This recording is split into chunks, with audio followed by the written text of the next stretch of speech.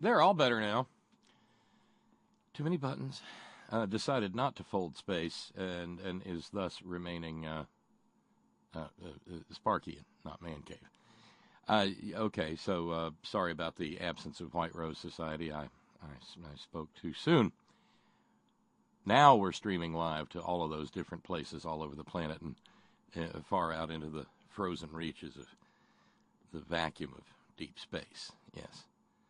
Thanks for the reminder, Marty. I got an email from Marty going, "Did you throw the third switch?" Well, yes, I did. Well, no, I didn't, but I have now. So it's a real live, honest to goodness radio broadcast, and well, the first thing we do on these real live, honest to goodness professional radio broadcasts is we thank we thank our subscribers. Yes, we absolutely do. We have 2 subscribers for this day. We have Gary out in Oregon. Thank you, Gary. And we have Scott in Florida. Thank you, Scott, and thank you, Gary. And that's those are our 2 subscribers for the day. Thank you very, very kindly. You are partial sponsors of the evening's broadcast, and of course of every broadcast month on the Horn. And let's see, I do have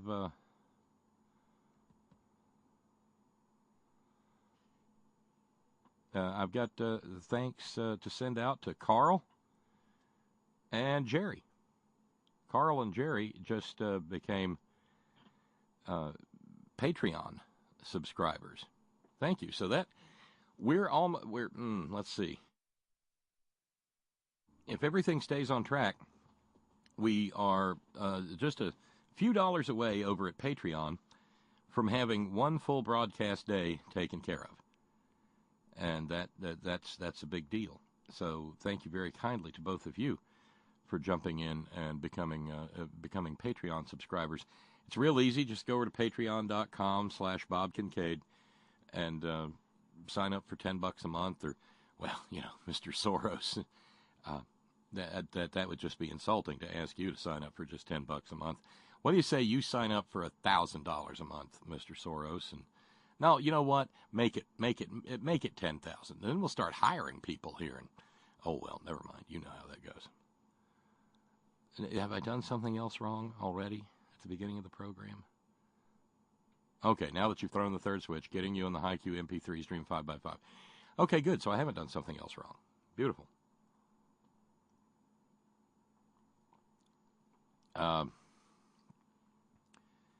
It's another brisk evening in the fabulous Horn Mansion studios. I've managed with the aid of a bottle of gas to get the temperature up all the way to 57 degrees in here. But layering is a good thing, and so I got warm feet courtesy of some hardworking Australian. I'm okay. All layered up. Absolutely should be good for 3 hours of radio. And of course, it's Titanic Tuesday on the Horn, and we try to raise $200 every evening. And big thanks go out to Chris in Germany for finishing off the rest of Bob's challenge from last night. Thank you so much, Chris. That is a big deal indeed, not to have a deficit this evening. So, hey, here's an ambitious goal. Let's have deficit-free radio for the rest of the week. So if we do $200 this evening, we won't have a deficit for prayer meeting Wednesday. Could we do that? 10 at 20, 20 at 10, 1 at 200, 2 at 100, 4 at 50, 8 at 25, 16 at 12.50, 32 at 6 1/4, 64 at $3.13, and we'll round up from that half penny from 12 and a half to 13 cents, and we'll put that half penny into the fund, and it'll go to new wiper blades on the Gulfstream 5. Okay, yeah. Of course, we've also got. I need to tell you about the latest arrival from the hardworking periodic scientists down at Horn Nutraceuticals, at Horn Labs on Twitter. Yes, I'm talking about the first blush of spring. I'm talking about Roustabout Redbud. Roustabout Redbud from Horn Nutraceuticals at Horn Labs on Twitter is just what you'll need to get you up and running as the cold weather of winter gives way to the cold weather of spring. The first blush of spring comes to Appalachia in the form of the redbud tree, which puts out beautiful, beautiful, brilliant pink flowers before just about anything else is getting green. Nature's first green is pink in Appalachia, and that's why we're proud to offer a concocted decoction, a tincture, in fact, that's been freeze-dried and hand-selected and proprietarily blended by artisanal blenders to create Roustabout Redbud from Horn Nutraceuticals at Horn Labs on Twitter. And by Jove, it is exactly what you need. And, of course, if you order up now and order a 90-day supply of Roustabout Redbud from Horn Nutraceuticals at Horn Labs on Twitter, well, by Jove, we'll send you a 90 pack of credulity strips so that instead of having to swallow the Roustabout Redbud capsules, well, you'll be able to just open one and stick the little strip in it and find out that, yes, what we've known all along and told you all along is in fact true, that Roustabout Redbud from Horn Nutraceuticals at Horn Labs on Twitter is just another bullshit nutritional supplement with no nutritional value whatsoever, just like all the other nutritional supplements offered for sale by people on the radio. Because you can't be a real, live, honest-to-goodness professional radio program unless you've got a bullshit nutritional supplement to hustle to the people who are simple enough to buy nutritional supplements from somebody on the radio. Roustabout Redbud, it's cage-free, gluten-free, cruelty-free, vegan, GMO-free, free-range, soy-free, and in fact, redbud-free. You won't find it anywhere else. Roustabout Redbud from Horn Nutraceuticals at Horn Labs on Twitter. Yes, indeed. Post no bills, use no hooks, this side up, that side down, FOB, COD, RED, BUD. Roustabout Redbud from Horn Nutraceuticals at Horn Labs on Twitter. I've never cared much for redbud, at least not to eat it or swallow it or tincture it or anything. But thanks to Roustabout Redbud from Horn Nutraceuticals at Horn Labs on Twitter, I get all the redbud goodness that I never, ever wanted. Yes, indeed. So order yours today for a 90-day supply. Only $319.76 because the redbuds haven't bloomed yet because we're all covered up with snow here in Appalachia right now. You see how it works? Yes, indeed. Roustabout Redbud from Horn Nutraceuticals at Horn Labs on Twitter. And there we go. It is Titanic Tuesday on the Horn, and I tell you what, it's been a busy day in Lake Trump be gone. Let's leave that alone. But no, it has been. The little man has had a busy day. No, Head On Radio. No, no, that account's not been suspended. The Head On Radio network opens up just fine. For some reason or another, the connection to the chat room has fallen apart for some reason. I got nothing. Nice hot decaf. Yay. I prefer the Kroger Private Selection 100% Colombian decaf. It's almost like drinking coffee. No, really, you wake up in the morning, you get your first cup of decaf going, and kind of, you wind the cat and put out the clock, and but there I was, just checking the morning's news, and bang, suddenly, we don't have a Secretary of State anymore. And what a mess this is turning out to be. Now, I've never much cared for Rex Tillerson. No, I'm sorry, that's a different pitch. There was something kind of icky about having a Secretary of State who'd been decorated with the Medal of Freedom and Dedication to Mother Russia for all of his work opening up oil fields in Russia. Maybe call that the Pappy Coke Memorial Medal or something. Make it. At least it would have some historical context. But no, I wasn't a big fan of Rexon Tillerson, but I do give the guy credit for at least once in his life telling the truth, and that being when he noted that the guy who's in the White House right now, the Mango Mussolini, that he's a fucking moron. That's going to be Rexon Tillerson's claim to fame. The guy who noted that his boss was a fucking moron. Yes. And so for that, at least, I can muster up a soupçon of respect. But he's gone. He didn't know he was gone. In fact, he found out he was gone while he was, like, maybe coming home from a visit to several different countries in Africa, a trip that got cut short because he wasn't feeling so good, so he decided not to go to Kenya after all.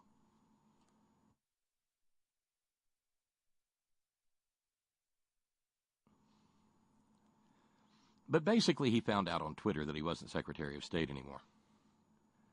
Now, it's entirely coincidental that prior to finding out, and I guess this is a thing now, for somebody who made a career out of being on a bullshit television show. Did they have bullshit nutritional supplements to advertise on that bullshit television? I don't know. Never watched it. But Geezer Disgustus has developed a habit of firing people when they're traveling on government aircraft somewhere else, so that apparently they can't get to him and, like, punch him in the face or something that he richly deserves. They think he richly deserves or something, right? But no. So there were lies and non-truths and half-truths from the very beginning, as it was put out that, well, they discussed this on Friday, and Secretary Tillerson knew he was on his way out. But then again, no. Because the conflicts began to appear almost immediately. One report so far pointing out that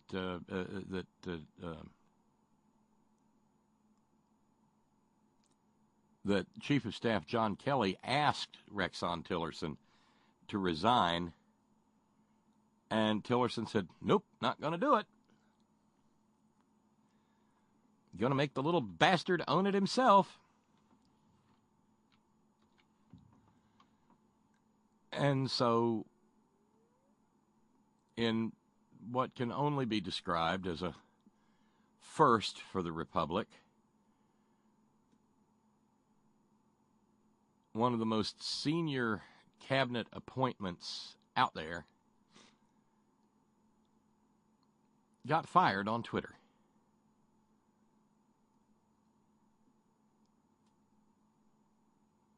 Zeke Miller at the Associated Press reported that John Kelly had asked Rexon Tillerson to throw himself on his sword. And maybe that's because Rex Tillerson felt like he deserved to be personally canned by the president.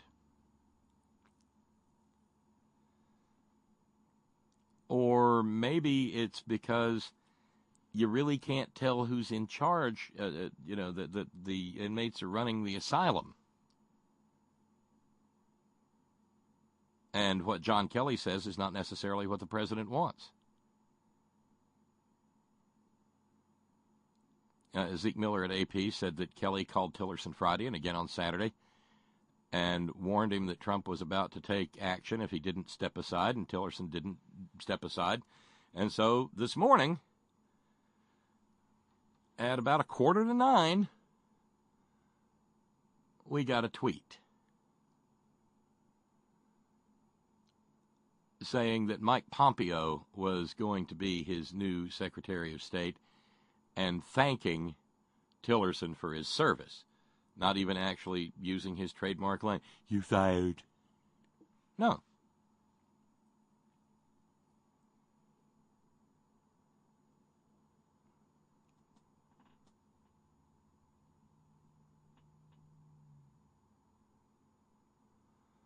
So, go figure.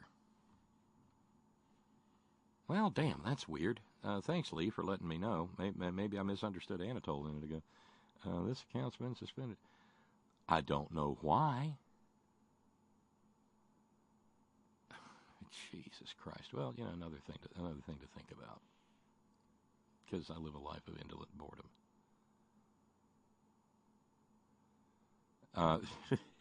Oh, fun with language. Thank you, Earther. Soy free? Eres free, Bob? Yeah, I'm sorry. Sí, soy free. Free como una paloma blanca. Muy blanca. Right? But this is interesting because the Tillerson firing set up the nomination, which was apparently ready to go, of Mike Pompeo, who, interestingly enough, we were repeatedly told by the for-profit media over the course of the day, graduated first in his class at West Point. This is not so much a recommendation of the intellect of Mike Pompeo so much as an indication of the depth to which the intellectual and scholastic rigor of the United States Military Academy had apparently sunken back when Mike Pompeo was going to West Point. Because Mike Pompeo is, of course, a raving religious lunatic. He's also, in case you were wondering, the one man who has received more money from the Koch brothers than any other politician in the whole United States of America. Which just astonishes when you consider how much they've given and pumped out. And so he's a suck-up and a phony intellectual, and, well, he hasn't said out loud whether he hears voices too, just like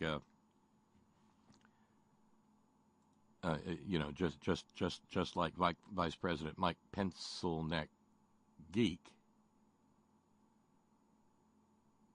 But, there's a good chance.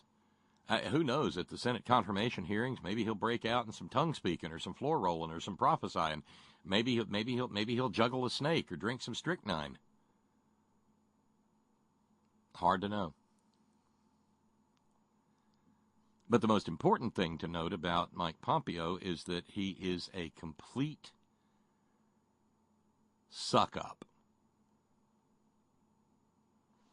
Outside, speaking outside somewhere today, answering a few questions, Marcus Aurelius declared, "The great thing about Mike Pompeo is that we always agree on everything. We're totally in simpatico," or some such spirochete-driven madness.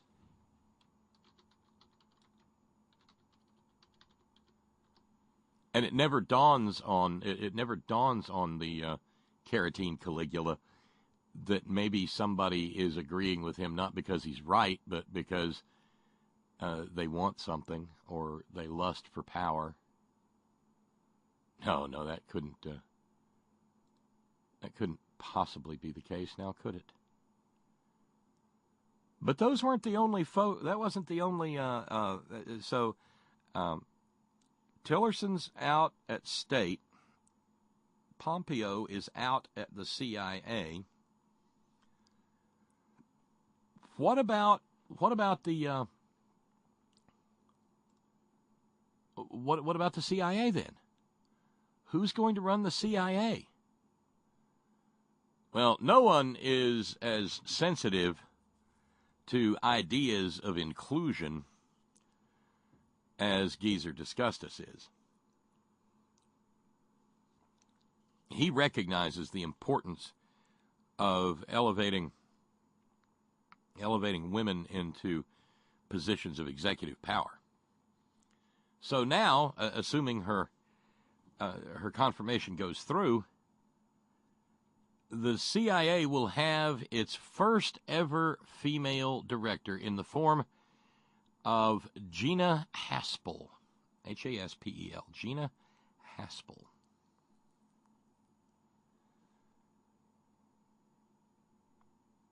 She's a career CIA employee. In fact, she's really dedicated to the CIA.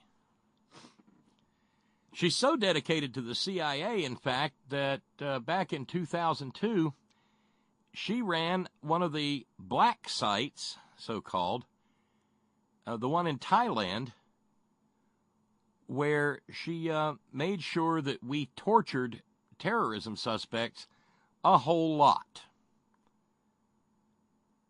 Back in the day, regardless of what you think of his reporting now, and I generally don't think much of it, but back in the day, Glenn Greenwald, this was before he got on Julian Assange's and others' backs and rode them to fame and fortune. But Glenn Greenwald did some damn fine reporting on the CIA, the Bush administration, and torture.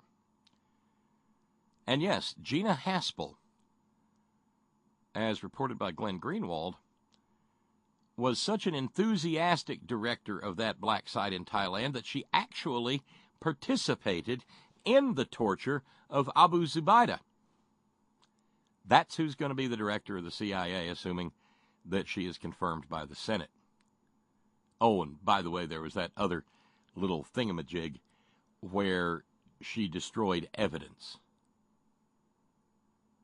Because, see, the CIA was so enamored of itself for torturing people outside the law of the United States and without regard to human rights or human dignity or anything that is generally agreed to among the community of nations. The CIA was so into it that they made their own little torture porn tapes. Yeah, they videoed them. They videoed waterboarding. They videoed sleep deprivation. They videoed, the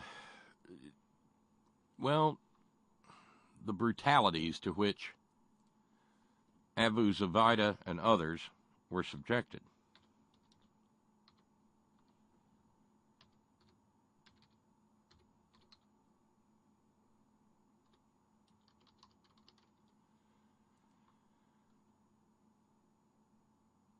You can. There's even a Wikipedia entry on the interrogation of Abu Zubaydah.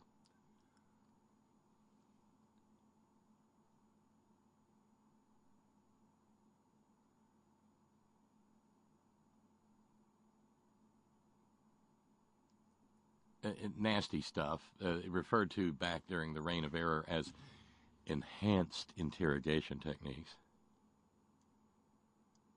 This is where those two psychologists were brought in, James Elmer Mitchell and Bruce Jessen. And there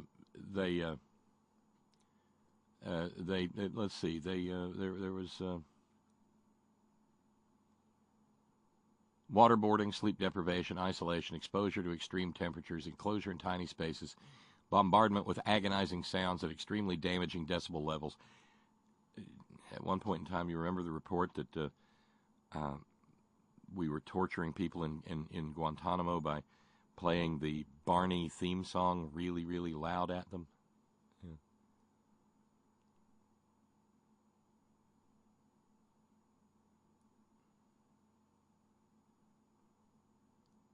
Yeah. Their goal was to treat Abu Zubaydah like a dog in a cage. That's a quote.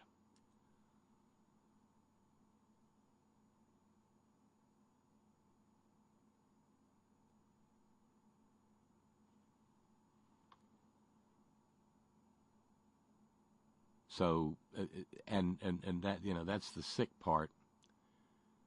Gina Haspel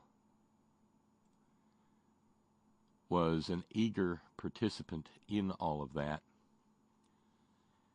And then when it came out that there were videotapes of it all, well, somebody higher up said, we got to destroy those tapes. Because those tapes were, what? Yes, evidence of crimes.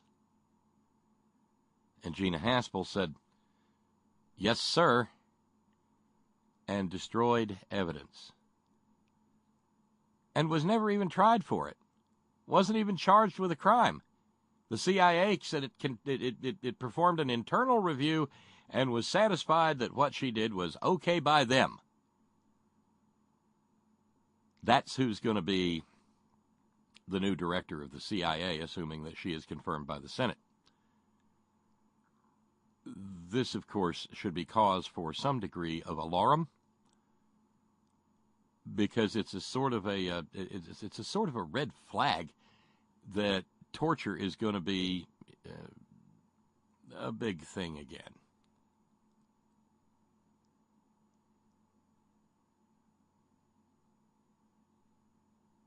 Ron Wyden of Oregon asked about her nomination, said Ms. Haspel's background makes her unsuitable to serve as CIA director. Her nomination must include total transparency about this background, which I called for more than a year ago when she was appointed deputy director. If Ms. Haspel seeks to serve at the highest levels of U.S. intelligence, the government can no longer cover up disturbing facts from her past. What a lovely sentiment that is.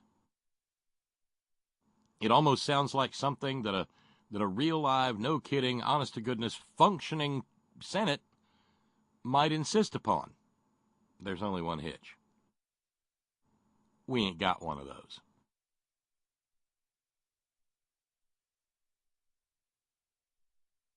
No, we have a Senate that's run by chinless Mitch McConnell, and which has a bunch of lockstep Republicans. Now, with John McCain not really too terribly present in the Senate these days, and not voting on stuff, that means that there's a good chance that you could wind up with a 50-50 split on her on the floor vote of her nomination.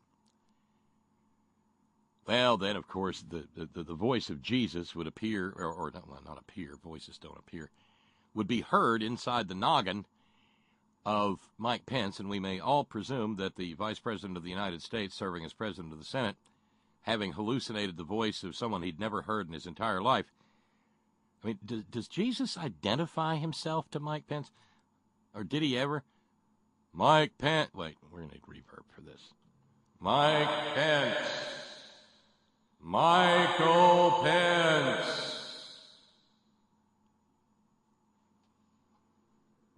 Who is that? Who do you think it is, dumbass? It's Jesus. Who else talks inside your head? Are you talking to other deities that I don't know about, Michael? No, Lord. It's really you? Of course it's really me. Okay, Lord, what do you want me to do? I want you to break the tie and make sure that the lady who tortures people gets to be director of the CIA. Cool bunch of guys, those CIA and guys and women. I haven't seen anybody quite so vicious and brutal since the guy who nailed me to the cross. And that's saying something, Michael. I love me some torture. That's why I didn't use my magic Jesus powers to get down off the cross. Torture's cool, Michael. We love torture, Michael. Make sure the torture lady gets to be director of the CIA, Michael. And then, of course, he'll cast the tie-breaking, deciding vote, and the lady who tortures people will become the director of the CIA. In the name of Jesus!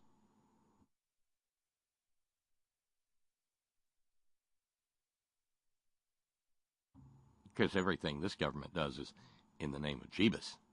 Because this is This is a Christian government.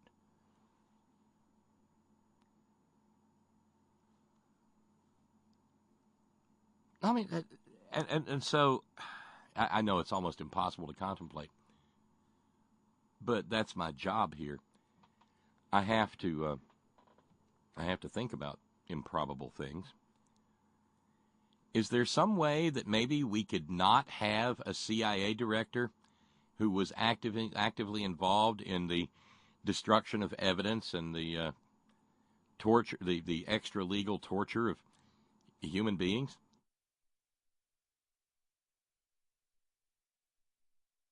Well, two things would have to happen. One, Chuck Schumer would have to make sure that every Democrat voted the right way, that is, against the woman who sanctioned torture. This is no small feat in a Democratic Senate caucus that includes the likes of Joe Manchin, who can't even be bothered to do anything about the poisoning of his own constituents by the people who own him, namely the coal industry. And Heidi Heitkamp, out there in North Dakota, who really finds the idea of she likes that D behind her name, but the idea of actually voting like one, it makes her want to flow up. Or Joe Donnelly in Indiana, who has all the Democratic bona fides of, Warren Gamaliel Harding. So that's kind of what you're up against on the Democratic side. I guess it could happen. But then, if you had every Democrat in line, you'd still have to get to the point where you had 51 votes so that there couldn't be a tie. So that means you're going to have to find two Republicans who don't approve of torture.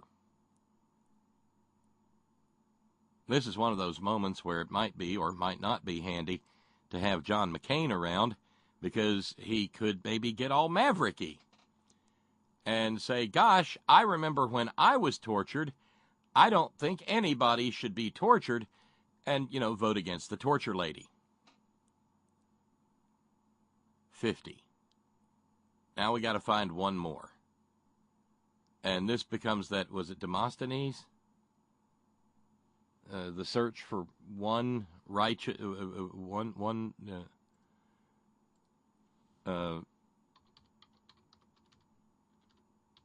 wise man.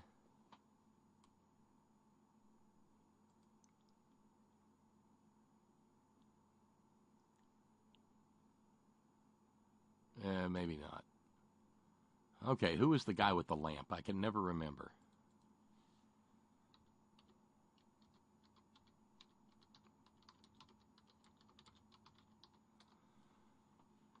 Diogenes. There he is. Diogenes was a smart ass. He carried a lamp around to say he was looking for one wise man.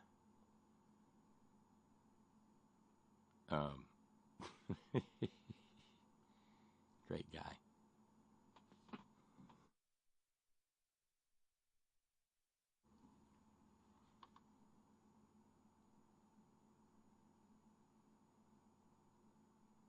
Honest man. Sorry. Honest man. So we'd have to find, Chuck Schumer would have to get his lamp out and get all Diogenes and go wandering around through the Republican caucus looking for, one honest man who would speak up against torture and vote not to confirm. But we don't have McCain anyway, so that means we got to find two.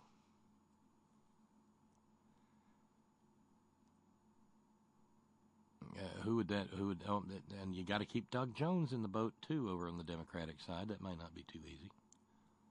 He's shown a predilection for voting with the Republicans as well. So, who might that be? Oh, I know. How about much vaunted Senate moderate Republican Susan Collins? Don't bet the farm on it. That woman votes with the Republican majority and does what she's told when she's told 9 times out of 10. I know.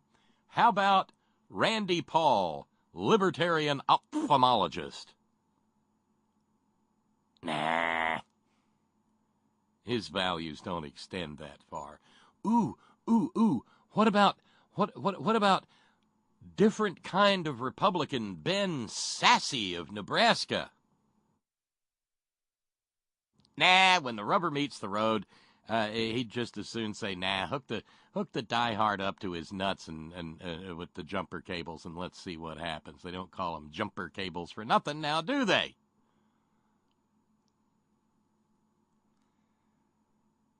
But still, the confirmation hearings might be interesting.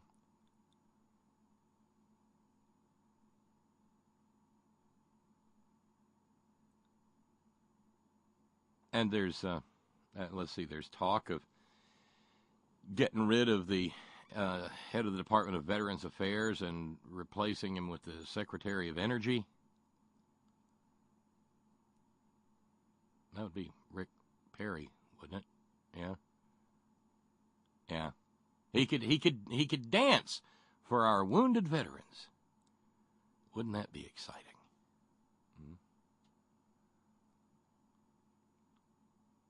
So we've got a cabinet mess. You could call it a mess, but it smells a lot more like what's the word I'm looking for? A purge. A Stalinist purge. Because once again, let's remember that the only reason it appears that the only reason Rexon Tillerson got the boot was because he agreed wholeheartedly with the fact that it was some dirty damn business for Big Bad Vladdy Daddy, Cuddly Snuggly Pooty Poot, to try to poison a couple of emigres to the United Kingdom years and years and years after the fact, after being swapped out for some spies that they had in the United States. Yeah? Because that's a thing that happened. That really went on. Theresa May, the Prime Minister of the United Kingdom, stood up and said, our scientists have said that it is almost for certain that Russia had Sergei Skripal and his daughter poisoned with a nerve agent that, well, we know the Russians were manufacturing. Now, I'm sure out there somewhere, precious Caitlin Johnstone is banging away at some sort of a blog post saying that couldn't possibly ever have happened, and by God, haven't the British done some awful things somewhere along the way? Yeah, right. But the fact remains that there seems to be a certain amount of consensus that, yes, the Russians are out there poisoning people in the UK again. And Rexon, and in former times, it would not have been a big deal for a member of the cabinet to step out and say, yes, we agree with the scientific findings of our friends in the UK. But that was then, not now. And that was enough to make the other shoe drop for Tangerine Tiberius.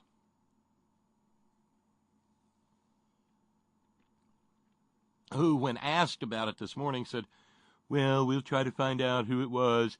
If it was we'll condemn them if it was the Russians or whoever. Or somebody else. Why is this guy? And of course, this is the $64 question. Why can this guy never, ever conceive of the idea that Russia might be engaging in a little bit of the stuff that Russia has about 100-year history of engaging in. And then from the Department of, oh, by the way,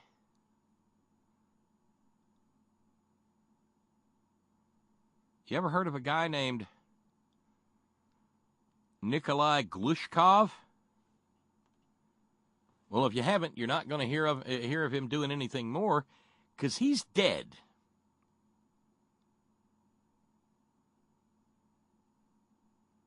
Granted, Nikolai Glushkov was 69 years old.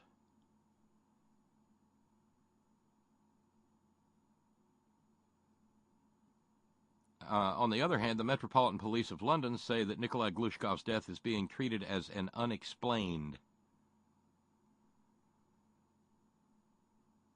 It's noteworthy that counterterrorism officers are leading the investigation as a precaution because of associations that the man is believed to have had.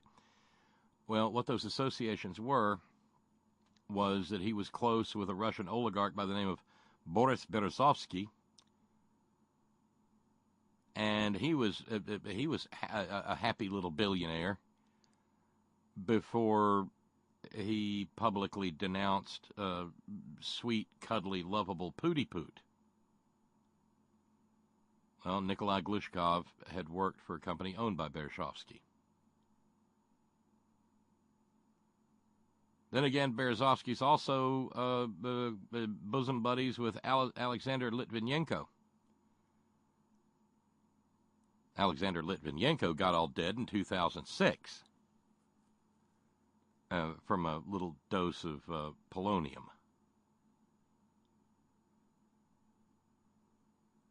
It's already well established that murder was authorized by sweet, lovable, cuddly, wouldn't hurt a fly, but, doesn't mind much when the homosexual population of Mother Russia and journalists and stuff get killed. Pooty. Berezovsky sold out everything he had in Russia and went to live in London.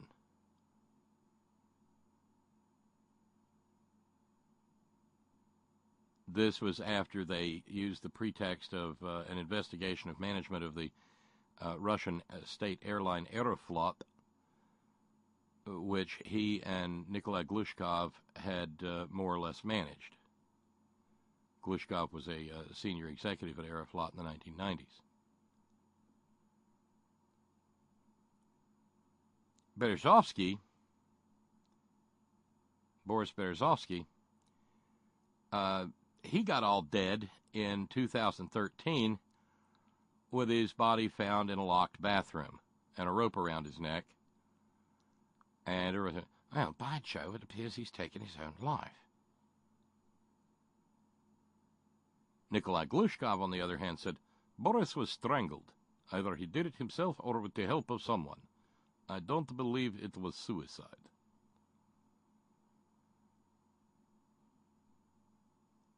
Then there's Roman Abramovich. Glushkov had testified in court against him. Roman Abramovich is, again, a near and dear pal of sweet, lovable, cuddly, wouldn't hurt a flea Pooty Poot. And Roman Abramovich also owns the Chelsea Football Club in the UK, part of the Premier League.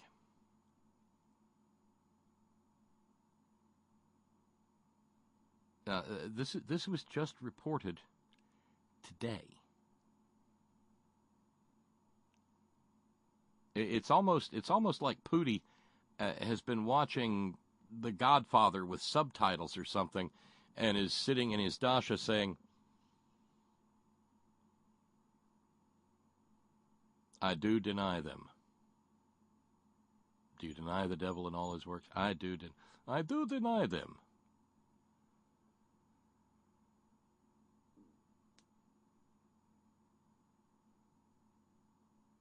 And all told, there's like 14 dead Russians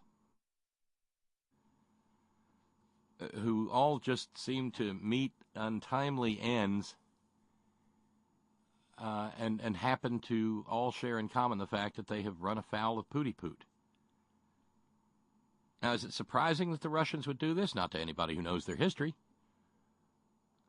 Let's check in with Leon Trotsky back in 1940 in Mexico City. Oh, we can't. He was beaten to death with a hammer.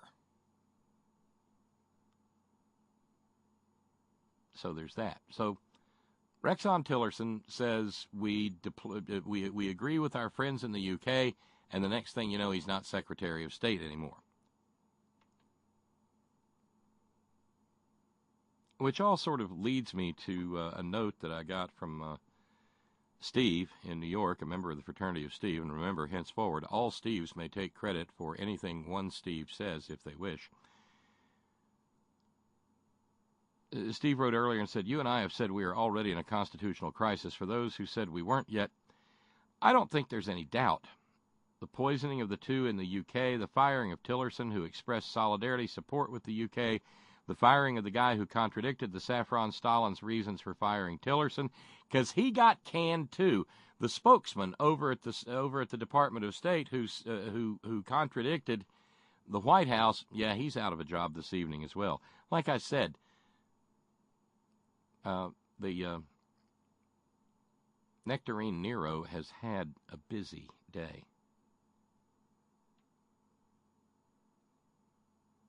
I'll leave it without a doubt. Perhaps this is wishful thinking, but for some reason these developments feel like they've seriously ratcheted up the situation, and I sense a boiling point. One of my favorite shows, MASH, had this line: the Chinese attacked and broke through the supply lines with 300,000 troops. That's 33 divisions. We're looking at a whole new ball game. Again, perhaps I'm overreacting, but it really feels to me like a whole new ball game. There's desperation here that feels like a tapped well about to blow. Signed, Steve. Yeah, it feels a little suspenseful. I mean, this is really beginning to resemble any number of plots from the TV series that we once enjoyed watching because, well, that's not how it really happens, and it couldn't possibly happen that way. So we can get a little Schadenfreude and a little catharsis here, and then go back into the real world. No longer.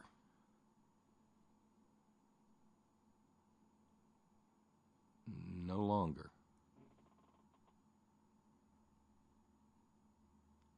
Meanwhile, Gina Haspel will be investigated by the International Criminal Court for her having been linked to black sites in Afghanistan. A German watchdog group has also argued in favor of the idea that prosecutors should indict her for her role in torture. The ACLU is something less than happy. Gina Haspel was a central figure in one of the most illegal and shameful chapters in modern American history. She was up to her eyeballs in torture, both in running a secret torture prison in Thailand and carrying out an order to cover up torture crimes by destroying videotapes. One man held at the secret prison she ran was waterboarded 83 times, slammed against walls, sleep-deprived, and locked in a coffin-like box.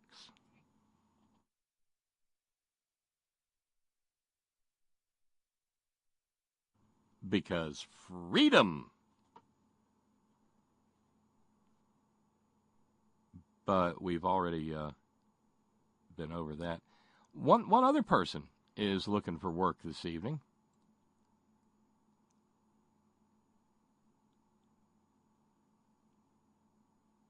And that is the personal assistant to Donald J. Trump.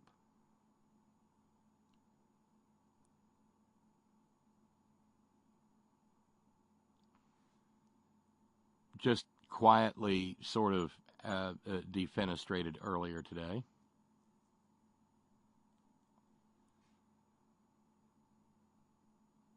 Probably wouldn't mean much if it weren't for the fact that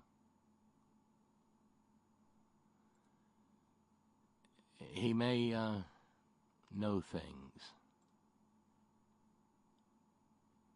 as the saying goes.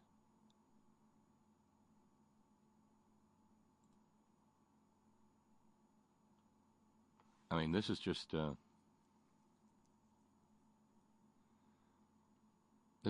sort of bizarre.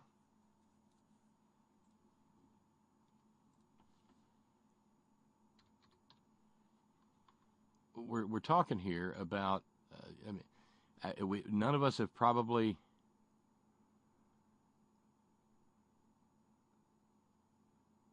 ever even heard of this cat.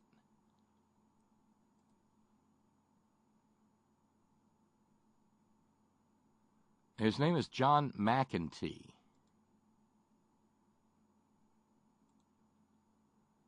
He is described in various reports as the longtime personal aide to Donald Trump.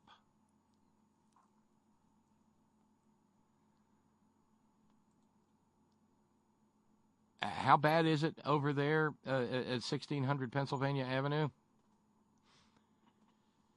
Well, he was canned because, as CNN reports, he is currently under investigation by the Department of Homeland Security for serious financial crimes. Okay. How bad is it? This isn't even part of anything that Bob Mueller's doing. This is Homeland Security doing its own work. The anonymous source who spoke to CNN said the charges are not related to the president.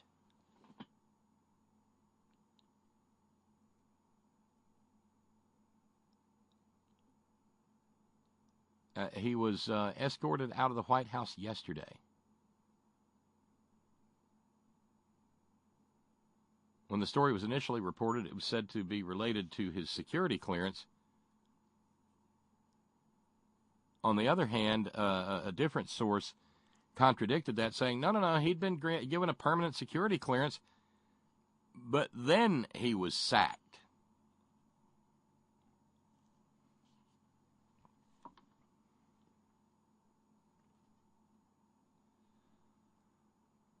Yeah, meanwhile, Sarah Husselbuck Sandbags said, "We don't comment on security clearances or personnel issues."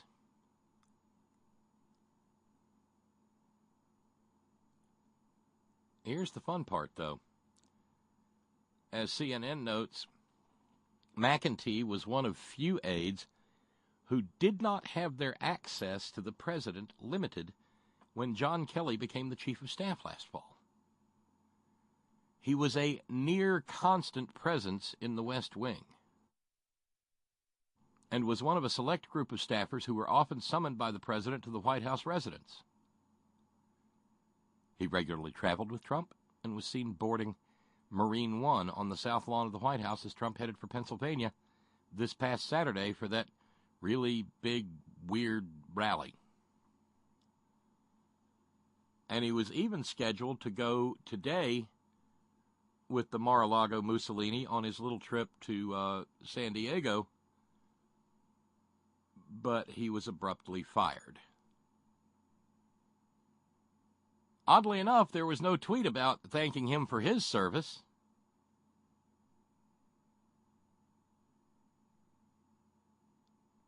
As described in the CNN article, he was what is referred to as Trump's body man. He goes and does and stays right by Donald Trump, and wow, I wonder if those charges of serious financial crimes might make him maybe want to go to one of the last remaining payphones in Washington, D.C. and drop a quarter in and jingle up Bob Mueller.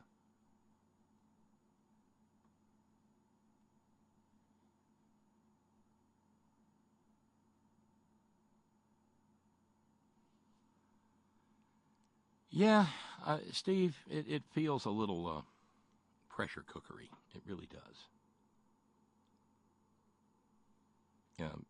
John out on the road somewhere said, "Don't forget Trump's aide, since the campaign was fired this morning and escorted out. Fired yesterday."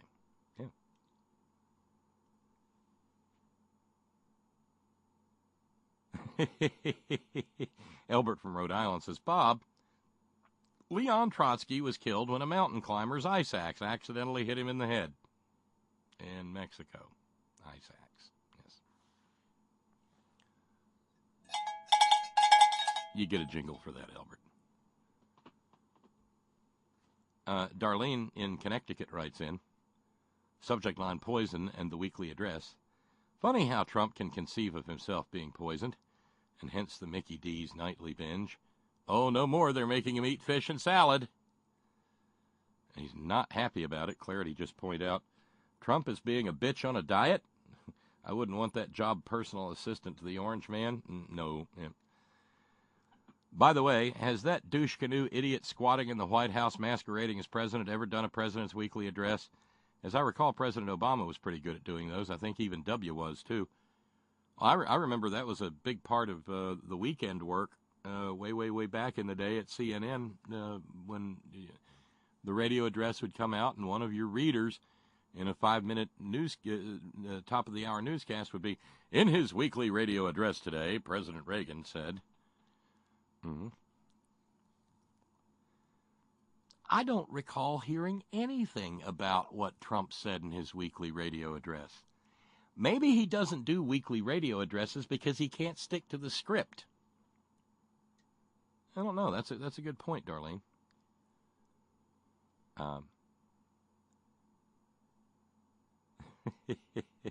Randy in PA says, I may be cynical, but you don't fire Rex Tillerson.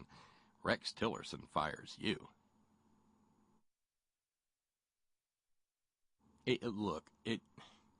The handwriting was on the wall for Rexon ever since he referred to him as a fucking moron and then didn't deny having said it. He's been begging to be fired. It's like those Budweiser lizards from years past. Oh, Louie, you're begging for a pink slip. Oh, Rexon, you're begging for a pink slip. But he's had a busy day. So do you reckon, hey, what? Okay, let's get all paranoid. One, what if this really, what if Rexon Tillerson knew that by sticking up for our special relationship friends over in the UK and saying that he trusted their judgment on whether or not Sergei Skripal and his daughter were poisoned, what if he knew that that would cause him to get canned? What if he really did? What if he said, I'm not going to quit. I'm not going to be accused of running away. I'm going to make him fire me. What if that was the case? Is there some game working out there? What if John McEntee gets hauled out of the White House because he's been wearing a wire for months, and the Homeland Security investigation is a smokescreen?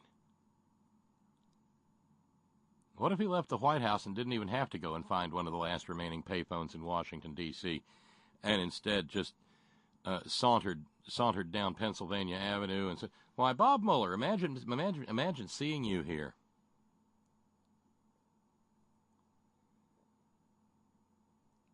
There's a lot of crap at work in all of this. Oh, and then there's the one other little thingy, and that is how Rexon said goodbye. No, I'm not gonna fire up Sarah Brightman and Andrea Bocelli. That's too pretty a song for such a tawdry story.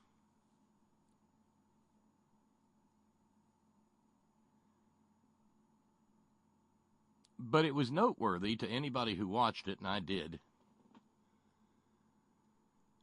that Rexon stepped up to the podium and delivered a valedictory at the State Department.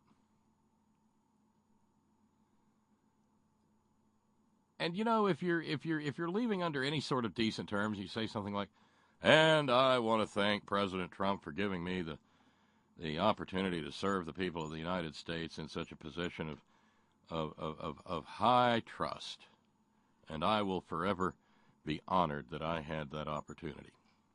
It's speech writing boilerplate 101. Instead, Rexon made his entire speech and never once said the word Trump. On the other hand, he said things like how important it is that we treat each other with honesty and integrity, and we have respect for one another, and that there's accountability. He said he was proud of how the State Department under his leadership had addressed issues of sexual harassment.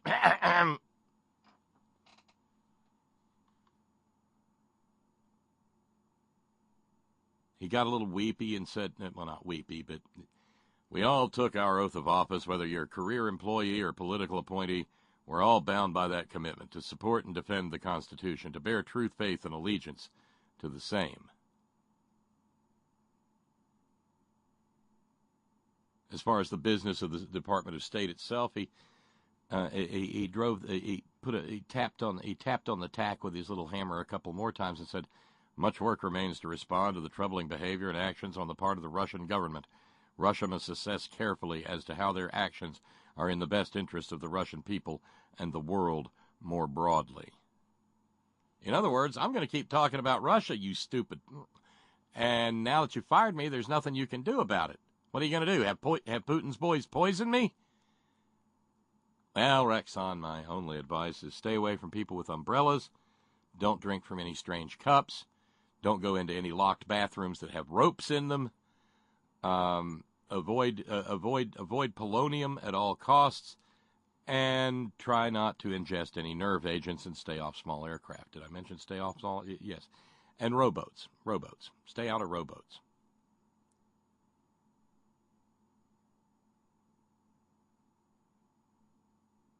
He's had a busy day.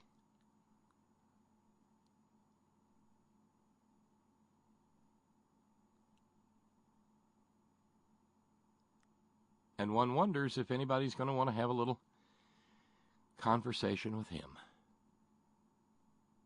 Hey, Rexon's dangerous now. He could actually own up. He won't. It's just political masturbatory fantasizing. But he could come out and say, yeah, I called him a fucking moron because he's a fucking moron. It would be fun, wouldn't it? We're not going to count on that happening. Interesting question coming from Scott and Punky. Is Trump attempting to 25th Amendment proof his cabinet? Well, we will know if Mad Dog Mattis starts feeling the pressure.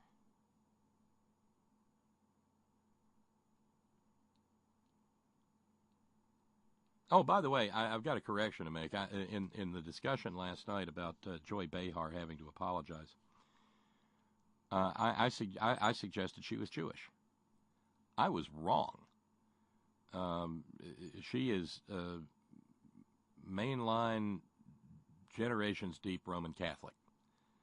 We regret the error. But then again, you got to remember that where Mike Pencilneck Geek and the evangelicals who follow him are concerned, that just makes her a Mary worshiper and an idol worshiper and a follower of the whore of Babylon and all the things that evangelical Protestants say about the Roman Catholic Church. So, error corrected, but I stand by the remainder of my opinions on that matter. And her phone call to Mike Pencilneck Geek was apparently not enough, and she was compelled to give an on-air apology for telling the truth.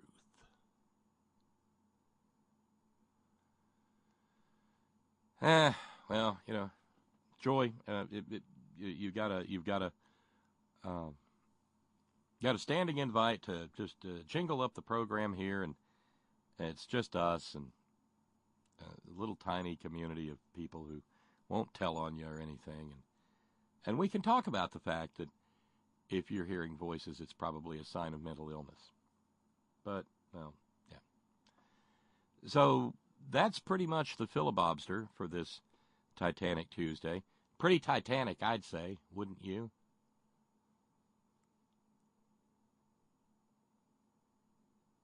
Want to engage in conversation? Lines are open, 304-574-8178. We loves us some first-time callers or haven't called in a long-time callers. You're more than welcome to jump in. Toll free if you need us to pay the freight on the phone call. That's 844-843-4676, 844-THE-HORN, 844-843-4676. And, of course, from anywhere on planet Earth, there's Skype. Skype to Skype. Bob Kincaid Horn. BOBKINCAIDHORN. And that's where it all and that's how we make this conversation radio.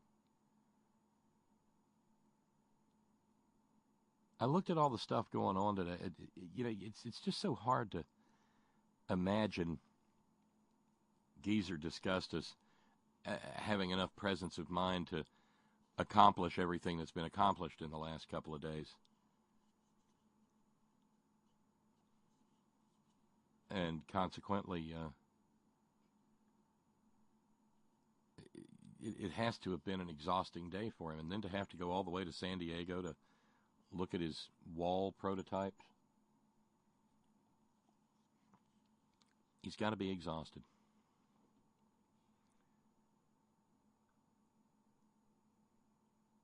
And that made me think of, because there's maybe that's how it's supposed to work out. There's always a cartoon reference from the glorious golden era of Warner Brothers animation. And I got to thinking of one in particular.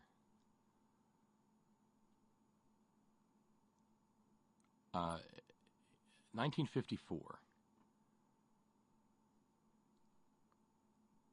It's called Wild Wife. And way back in 1954, they were actually making cartoons about male chauvinism. And Wild Wife features a woman who, responding to her husband's complaint that she didn't get anything done that day, details the minutia of her harried existence.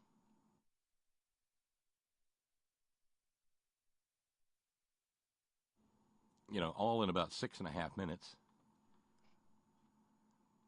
And it ends with her whacking her husband over the head with a rolling pin lettered his, at which point she delivers this line. Little man, I've had a busy day. Which in turn is a play on a famous song of a previous era, which is what I thought of when I thought of Geezer Disgustus out there having to do all that president. And so we'll do a little time travel here with a long-distance dedication for Geezer Disgustus. Henry Hall.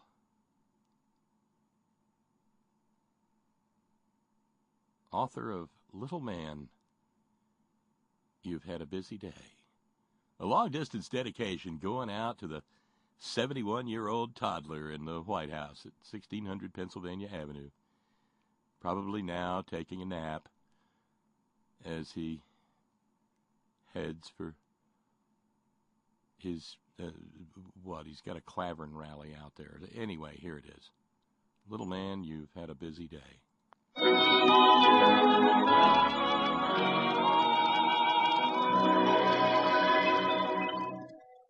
Evening breeze is sighing, moon is in the sky. Little man, it's time for bed. Daddy's little hero is tired and wants to cry. Now come along and rest your weary head. Little man, you're crying, I know why you're blue. Someone took your kitty car away. Time to go to sleep now, little man, you've had a busy day. Johnny won your marbles, tell you what we'll do. Dad'll get some new ones right away. Time to go to sleep now, little man, you've had a busy day. You've been playing soldiers, the battle has been won. The enemy's out of sight. Come along there, soldier, put away your gun. The war is over for tonight. Time to stop your scheming, time your day was through. Can't you hear the bugles softly say? Time you should be dreaming, little man, you've had a busy day.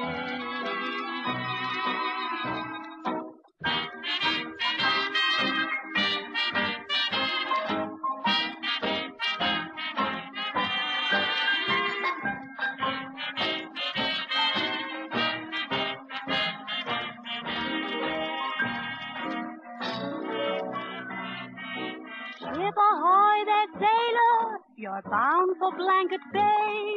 The Isle of Dreams is now in sight. Come along there, sailor, now you must away. God bless you, darling, and good night. All your little troubles are forgotten, and you'll soon be dreaming, little man, you've had a busy day.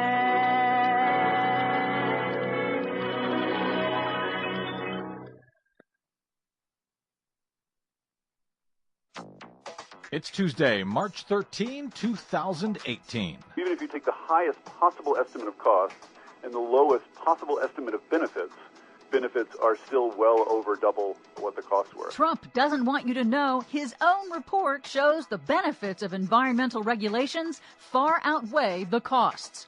Colorado Republicans kill bill prioritizing public health in oil and gas development. Interior Secretary pulls lands in his own state from oil and gas auction. Plus, it's just one after the other. The third major storm in the Northeast in 10 days underscores the need to invest in electric grid resilience. All of those needs and more straight ahead. From BradBlog.com, I'm Brad Friedman. And I'm Desi Doyen. Stand by for 6 minutes of independent green news, politics, analysis, and snarky comment. And we have 4 to 9 inches of global warming hoax piling up outside. Thanks, China. Yep, thanks. This is your Green News Report.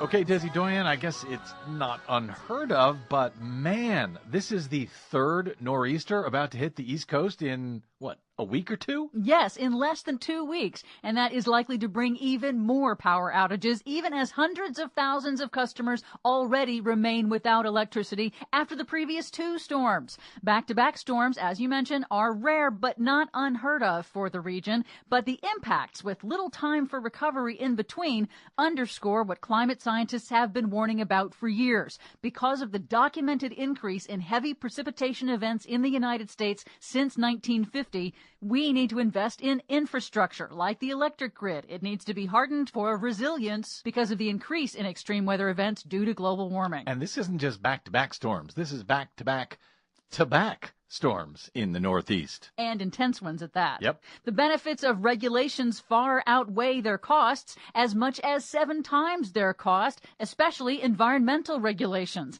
That's the conclusion of a new report that was quietly released by President Trump's own Office of Management and Budget, which found that unequivocally, at a minimum, even when using the highest possible estimates of cost, major regulations like the Clean Air Act and the Clean Water Act return more than double their cost in benefits to the American people. According to David Roberts of Vox on a recent broadcast, Trump's rollbacks of major environmental regulations to reduce compliance costs for corporations actually amount to a pollution tax of sorts on everyday Americans. Air quality regulations are a downward redistribution of income. That's the right way to think about them. It's taking income out of corporate pockets and putting it into the pockets of average people who have to breathe the air. And the reversing or getting rid of these regulations is an upward income redistribution. You're taking money out of the pockets of ordinary people in the form of health costs and missed work and all the rest of it, and you're putting it in the pockets of industrialists. So, as it turns out, when Donald Trump and Scott Pruitt and these guys all say cutting regulations is good for the economy,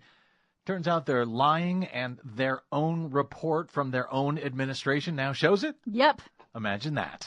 Meanwhile, in Colorado, after heavy lobbying from the oil and gas industry, Republican lawmakers in the state legislature last week killed proposed legislation that would have required Colorado state regulators of the oil and gas industry to prioritize public safety and to treat protection of public health and the environment as a precondition before allowing further encroachment of drilling operations inside city limits and near homes and schools. Well, we'd hate to do that. In Utah, in the fight to save Bears Ears National Monument, internal Interior Department emails obtained in a lawsuit by the New York Times show that oil and gas were the primary motivation behind the Trump administration's decision to shrink the monument.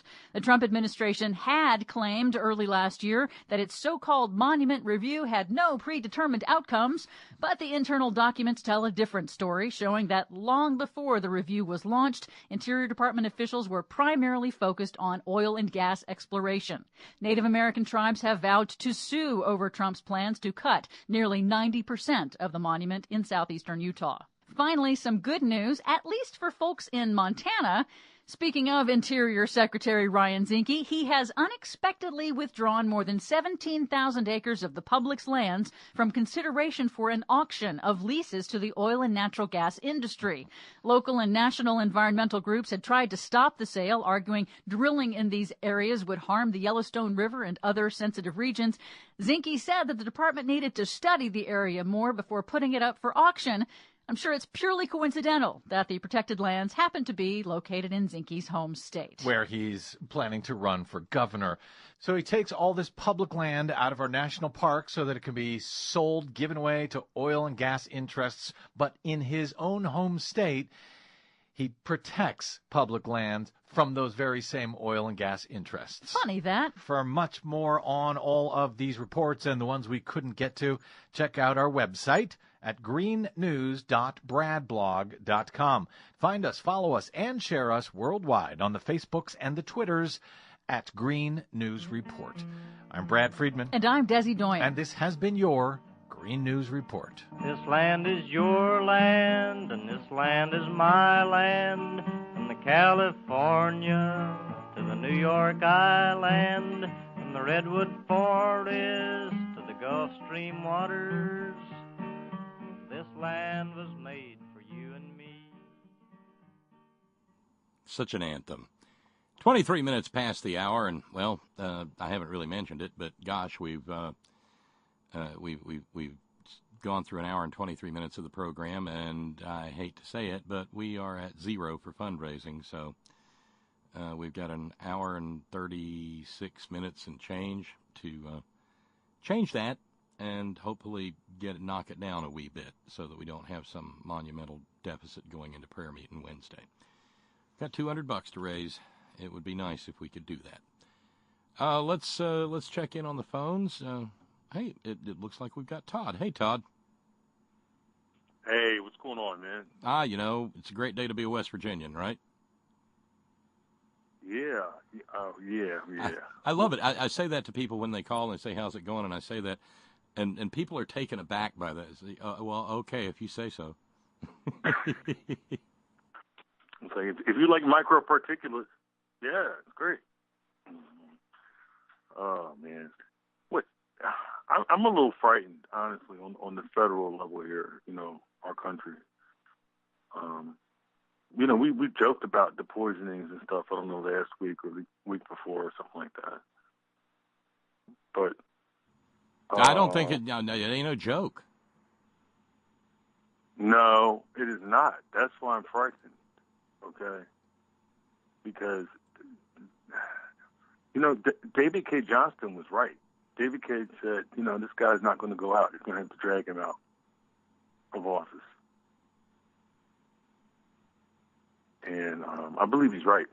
So, and the reason I'm frightened, one of the reasons is that these people, man, he's shifting around these people. It's too much. Number one, you have all these peripheral people. If you look at it like an atom, you got these little electrons floating around. A lot of them got kicked out, but they had access to our sensitive things. They're gone. They never had any clearances. And then Kelly was supposed to clean house. But he's Kelly was going to be the sane one. Instead, it turns out that, well, he's turning out to be a deeply flawed individual, isn't he, Todd? I mean, when you consider the fact that he was more than happy to have this guy who was up to his knuckles in some sort of financial crimes and under investigation by the very department that, let's not put too fine a point on this, by the very department that he had formerly been in charge of. Do you mean to tell me that he didn't know, that when he came from Homeland Security to be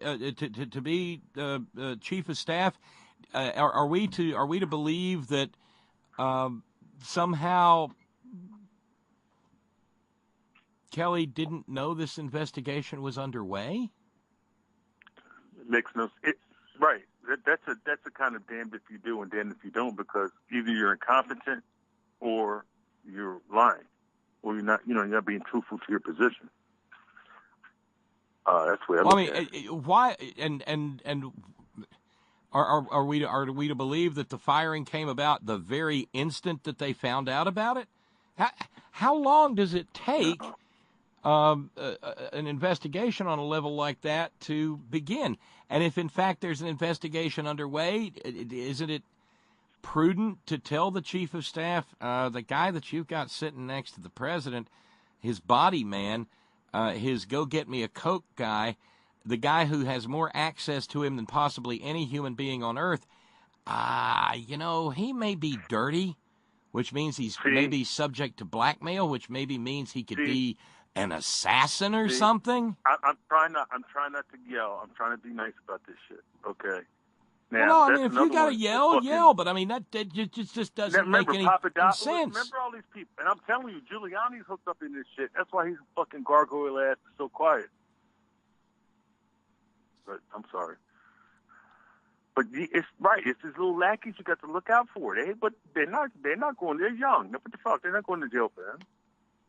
But I mean, when the reason you don't let people with criminal backgrounds around the president is because they could be dangerous to the president. I mean, this has the potential to have been, I don't know, having John Wilkes Booth usher Lincoln to the theater box at Ford's Theater.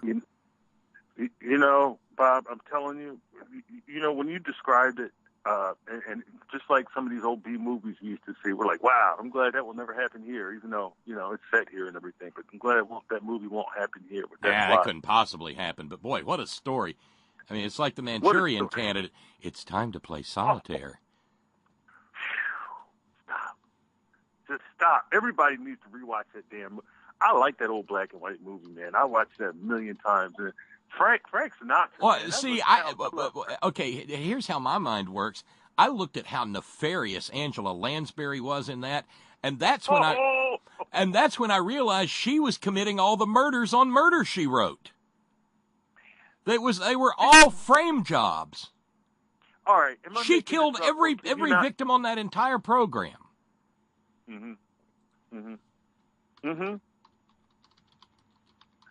I mean, see, like, I'll be honest with you. When I was younger, I used to poo-poo black and white movies too. That's something I think some people acquire it when they're older. Some people always like it. You know, it's something I acquired. But my point is this: that particular movie, for me and other people that I've talked with, because you know, you go to get coffee and stuff after you see a movie at one of these little boutique theaters. That the intensity jumps out of the screen. It's just. I've got it for us here. Hang on a second, Todd. See if you remember this.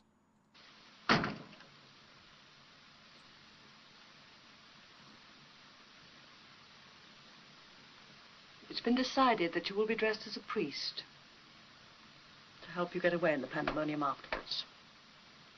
Chun-Jin will give you a 2-piece Soviet Army sniper's rifle that fits nicely into a special bag. There's a spotlight booth that won't be in use. It's up under the roof on the 8th Avenue side of the garden. Sitting there describing all of this with that great big Queen of Hearts card just sitting right next to her. Angela was, because, you know, she was very... What is it, Mother? And then this. What sort of a greeting is that at 3:30 in the morning? It's 2:45, and what do you want? I want to talk to you, Raymond. About what? I want to talk to you about that communist tart. Shut up with that, Mother. Shut up! You know what Jordan is? Are you out to crucify me? Are you out to crucify I don't know what you're Johnny? talking about, and I don't want to know. I'm going to bed. Raymond, sit down.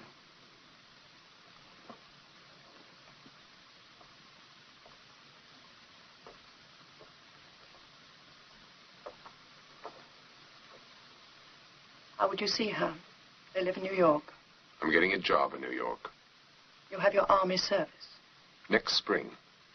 I might be dead by next spring. Raymond, if we were at war, and you were suddenly to become infatuated with the daughter of a Russian agent, wouldn't you expect me to come to you and object? And beg you to stop the entire thing before it was too late? Well, we are at war. It's a cold war. But it will get worse and worse until every man, woman, and child in this country will have to stand up and be counted to say whether they are on the side of right and freedom or on the side of the Thomas Jordans of this country. I will go with you to Washington tomorrow, if you like, and I will show you documented proof that this man stands for evil. That... You know, that's a great plot, but it could never actually happen here.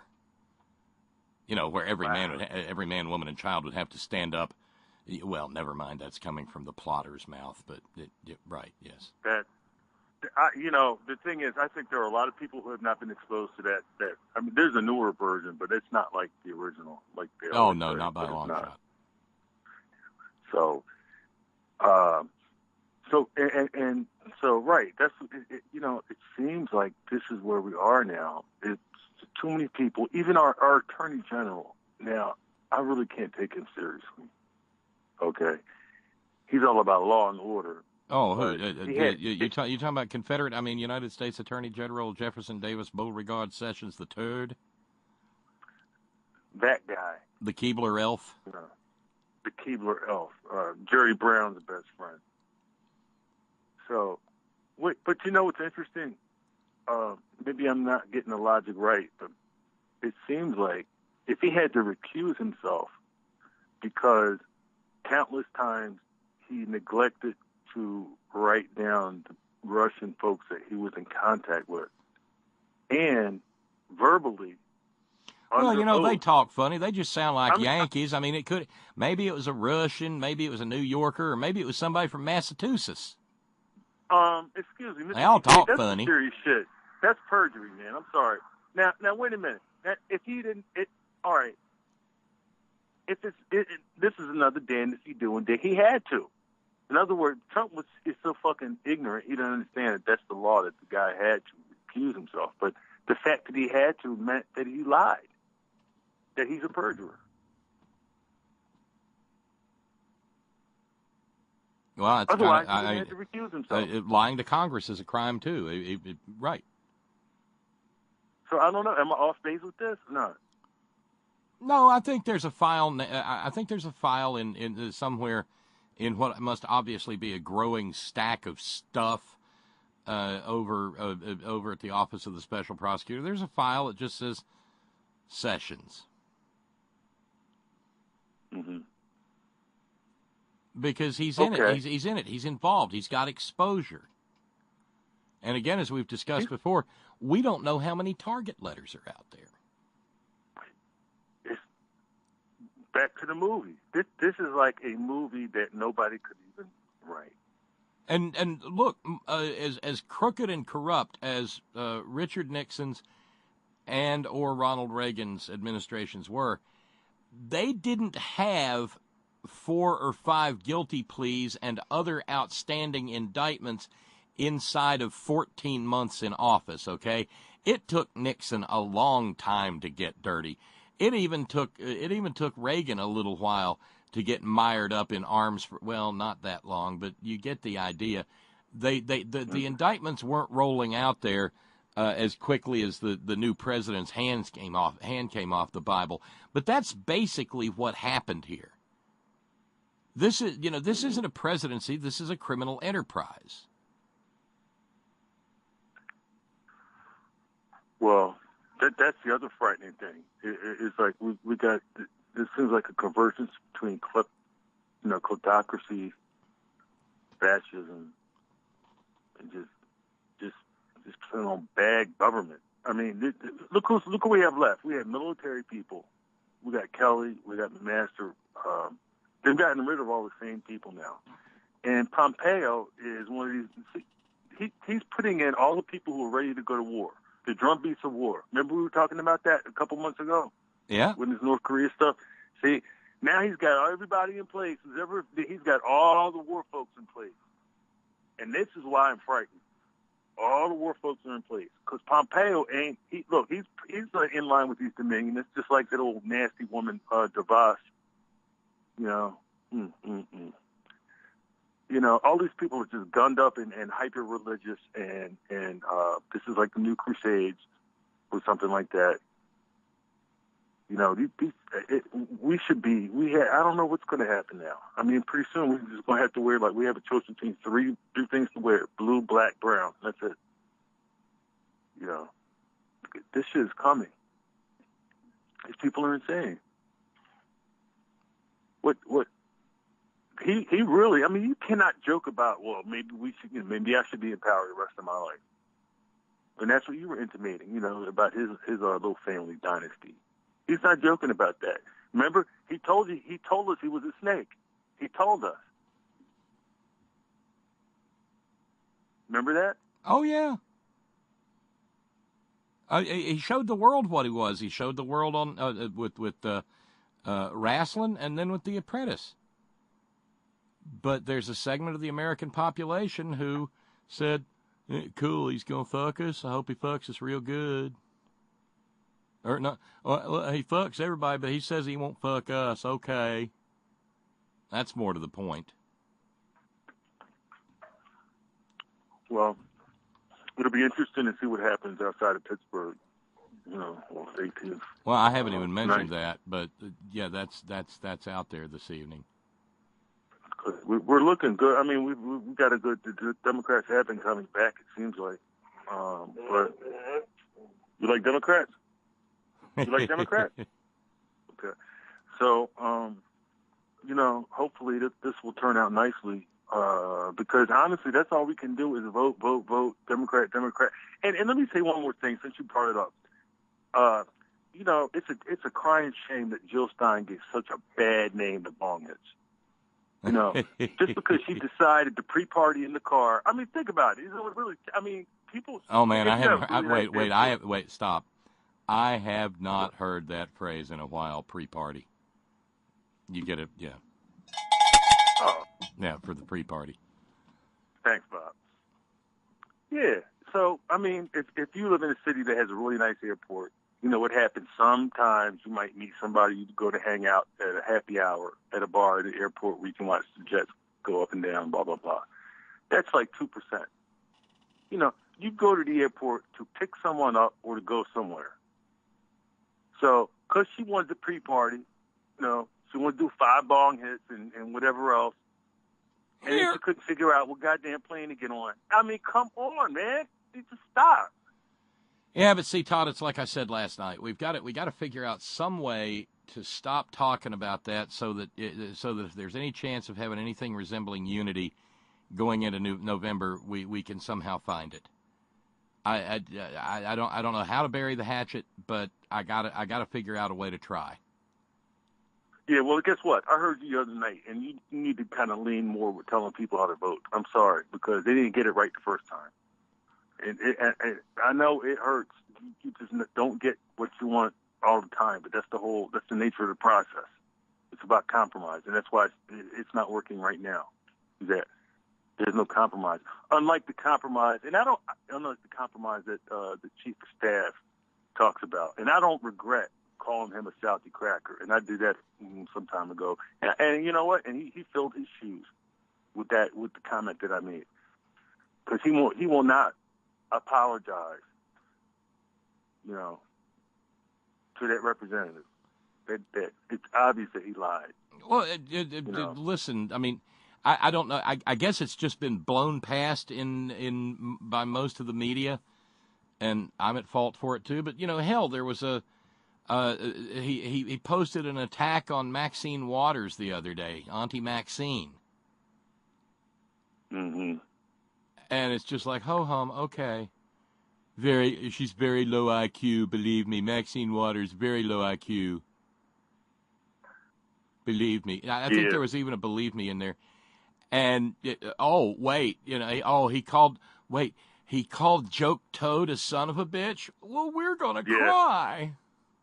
Sleepy-eyed Joke Toad. Sleepy-eyed Joke, you know, I don't know if they're giving him, I think they're giving him some kind of, like, amphetamine or something.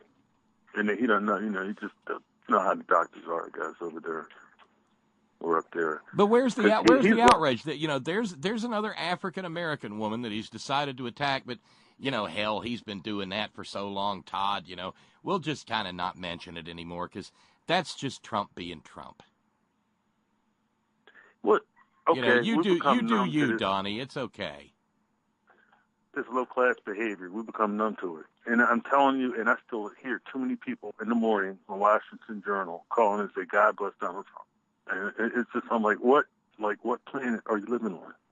Gotta give him a chance. Wait, you got to do the give him a chance line. I can't do it like you do. Just give him a chance. Give Donald Trump a chance. God, don't let me cry. Don't hurt that poor man.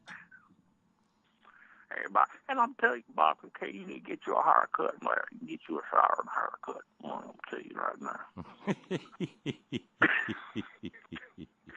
I don't mean that. Yo, the only reason I said that, I had some stump juice 2 days ago. Can you believe it? Woo! It was smooth as glass. Oh, my God. Oh, that's scary. That's scary. Goes down real easy like. Man, I didn't want to drink too much of it, but it was smooth. It was smooth. But yeah, it's just not smooth the next day. They call it pop skull for a reason. Hey, meanwhile, getting a little pushback from Marty, Todd. He said, Unity? Really? Have you seen Twitter? I think Unity got drowned during the last round of the Mueller indictments, when part of the indictment implied the Ruskies helped support Sanders in the primary. All right. And that's true. That did. That pissed him off something fierce. But you know, it's not. Nobody's saying that that Bernie was actively involved. It was an exploit. They exploited a weakness. And historically, whenever the United States has a disputed primary, mm-hmm. you exploit the weakness. I mean, look, unless I'm historically mistaken, and I don't think so, I am. Way, way, way back in 1988, Todd. You know, we were talking about Lee Atwater the other night. Mm-hmm. Lee Atwater did not invent Willie Horton. Lee Atwater just took Willie Horton and ran with it. Willie Horton was an issue that was raised by another Democratic campaign during the '88 primary season. Primaries are exploitable. The Russians aren't stupid, so you gin up the anti-Hillary crowd inside her own party, and then you gin up the Republicans on the other side. Right. And bingo, because the one and this is the one thing, the one person that Pootie Poot feared more than any other was her, because he knew he wasn't ever going to get out from under any sanctions with her. Now we've got a president who won't impose sanctions when they're passed. Right. Cui bono, man. Cui bono. And I think it had something else to do with the energy, with some pipelines going from Syria to the Middle East too. But that had to do with sanctions. You know, it's all about money. It's always about the money. Oh yeah, and by the way, I just had a note from Steve from Georgistan. He said, mention to Todd that being as how the House said there was no collusion this morning, Washington Journal devoted the opening hour to letting the rubes celebrate. Thank you, Steve. And that's exactly what. Oh my God! And they were like, yeah, you see, they said it. And a lot of these people don't even understand that this is one of 3 investigations. Oh, I'm sick. Look, good riddance to bad rubbish with the House investigation, because it was compromised from jump. Devin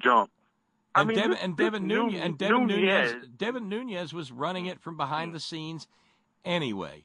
As Steve points out, if that committee had determined that there was collusion, Washington Journal's opening hour would have been all about how tree frogs in the Amazon are becoming emasculated. You know, you never know. It's interesting, but it's, I don't know. I'm trying to figure out if the host picks the topics. Like, in other words, I don't know if they have interns that do their prep work. Because I know that people have been complaining about Kimberly Atkinson, who is a she's a senior Washington reporter for the Boston Globe, all right? And she also does weekends mostly on C-SPAN.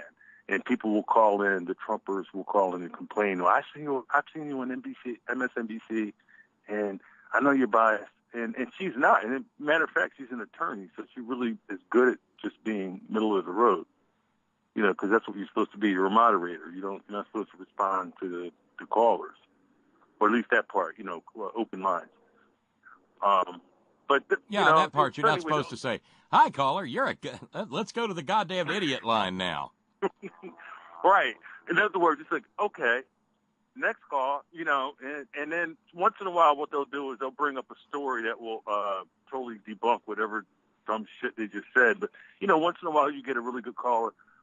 And as a matter of fact, I heard Scott a couple of weeks ago. I think it might have had to do with the Electoral College, and he was the most sane person I heard for the most of that hour. I think, you know, sometimes it's just a bunch of crazy people, or you know, who knows?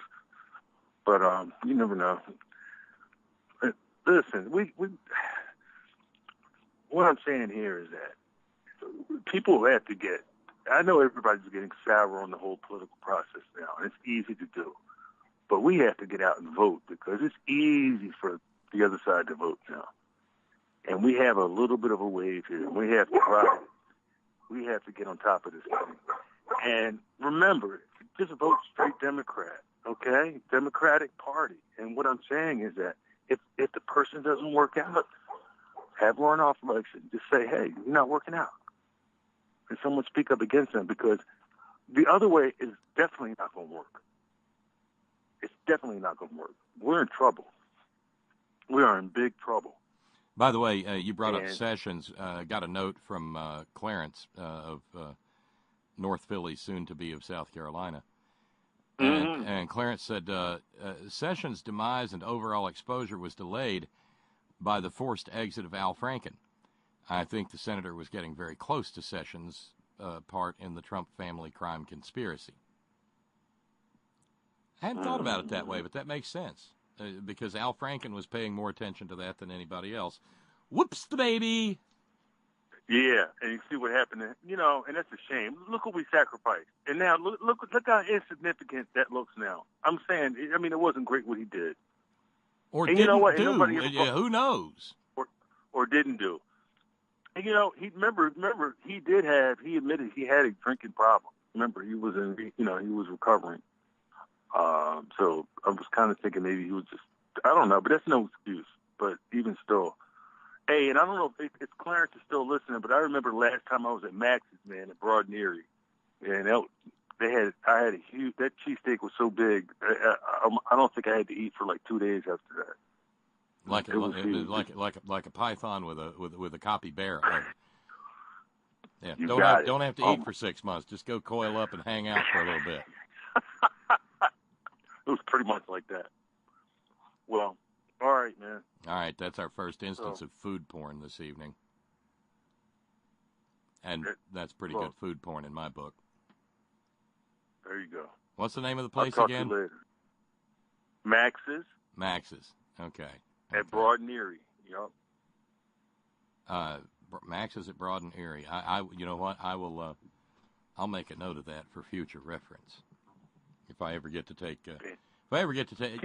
it's not that far. I mean, if we can ever get things calmed down, settled down a little bit, I just need to take, maybe take a Friday off on a long holiday weekend, and take Agnes and run up and show her Bartram's Gardens and get a cheesesteak. Bob, I'm so backing you on that. I mean, I'm serious, like, spiritually. You really, because honestly, just like we were talking about how it's palpable when you're on that platform at Gettysburg.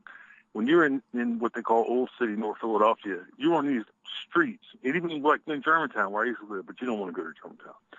But on these old streets near the Delaware River, you can look down at these Belgian, they call them Belgian cobblestones, And, people had been going to little taverns and living, and some of those houses are still there. You can feel it. I mean, you can even smell some of the salt in the river, because it's like the Delaware kind of mixes with fresh and salt water kind of around that point, But you would really appreciate, anybody who likes history, I mean, how can you not appreciate it, Oh, no, and you say I wouldn't want to go to Germantown. Well, maybe not, but that's where the already established Germans ran my ancestor out of. Keep moving, son. No room for you here. There is no room for you here. You must keep going. Oh my God. But there's a lot of history. What's interesting, because Germantown is mostly, there's pockets of really wealthy people, and it's mostly poor. But there's pockets of really wealthy people who live in, houses from the 18th century, 17 something. Yeah, well, once upon a time, it was an entirely separate enclave outside of Philadelphia, and it's where the hardworking, industrious Germans settled. I'm telling you, man, I was born and raised there. They got Germantown friends there, and then I went to the Quaker boarding school, but Germantown is just a really vibrant place. I mean, it's got a lot of poor areas, but you could be at a bus stop. Well, and you got to remember Agnes's ancestor, John Bartram, founder of Bartram's Gardens. It's got to be something genetic. All these generations, and she's as much as a heretic as he was. He got how bad off do you have to be to get run out of the Quakers? And it's not because he was like, some sort of let's go to war, I love war kind of. No. Actually, it had to do with his stance on slavery. Because not only was he opposed to slavery, he had this idea of equality. Really? Yeah, and the Friends were opposed to slavery, but I mean, they didn't want to live with them or anything. Right. Well, that's interesting. But if I'm not that, mistaken, they ran him on that because so he just said, well, fuck this, I'll keep I'll keep shipping plants to England and hanging out and drinking beer with Ben. Maybe he was too radical for them because they did have see, that's the thing. See, the Quakers had that low key thing. Like, there's a place called the Johnson House right at Germantown and Johnson Street in Germantown, and that was a stop on the Underground Railroad. It was like a little farm back then, and it's still there. I mean, this was like right in my old neighborhood. The Clifton estate was right there, but see, because they used to hide. Maybe they were, because they're low key people. They don't wear fancy. They have a lot of money. They have money. They always keep money. I don't know. It's just they don't dress fancy. They just, they're real good with real estate. But yes, anyway, yes, he was radical. So you're saying that Agnes is radical like that? Is that what he's trying to say? Well, she's cantankerous, and she's not going to take anybody's declaration of doctrine or anything. John Bartram died at the age of 78 in 1777, so he was a few years older than Ben Franklin. But no, they were drinking buddies. Oh man, so that's on your bucket. You guys got to do that. You got to do it. And get a cheesesteak at Max's. Yeah, got it.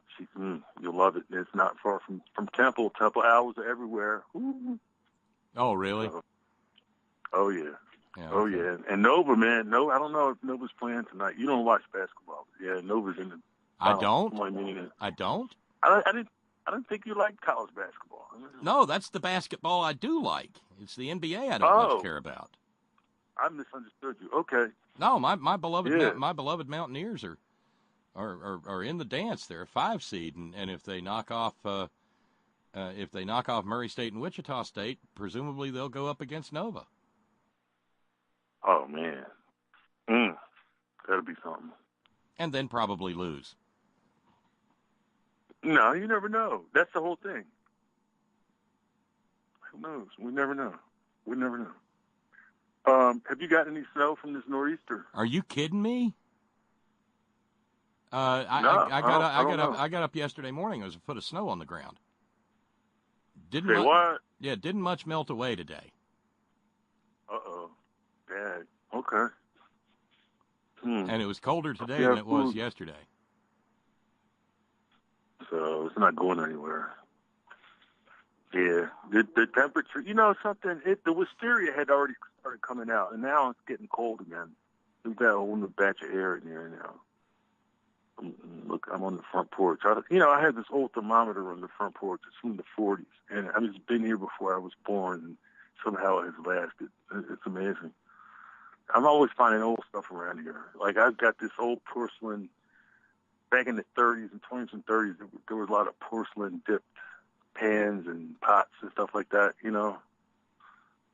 Finding those around here. And Pyrex dishes. Hey, just to give you an idea of how cool John Bartram was, he was the first person to introduce the Venus flytrap to cultivation.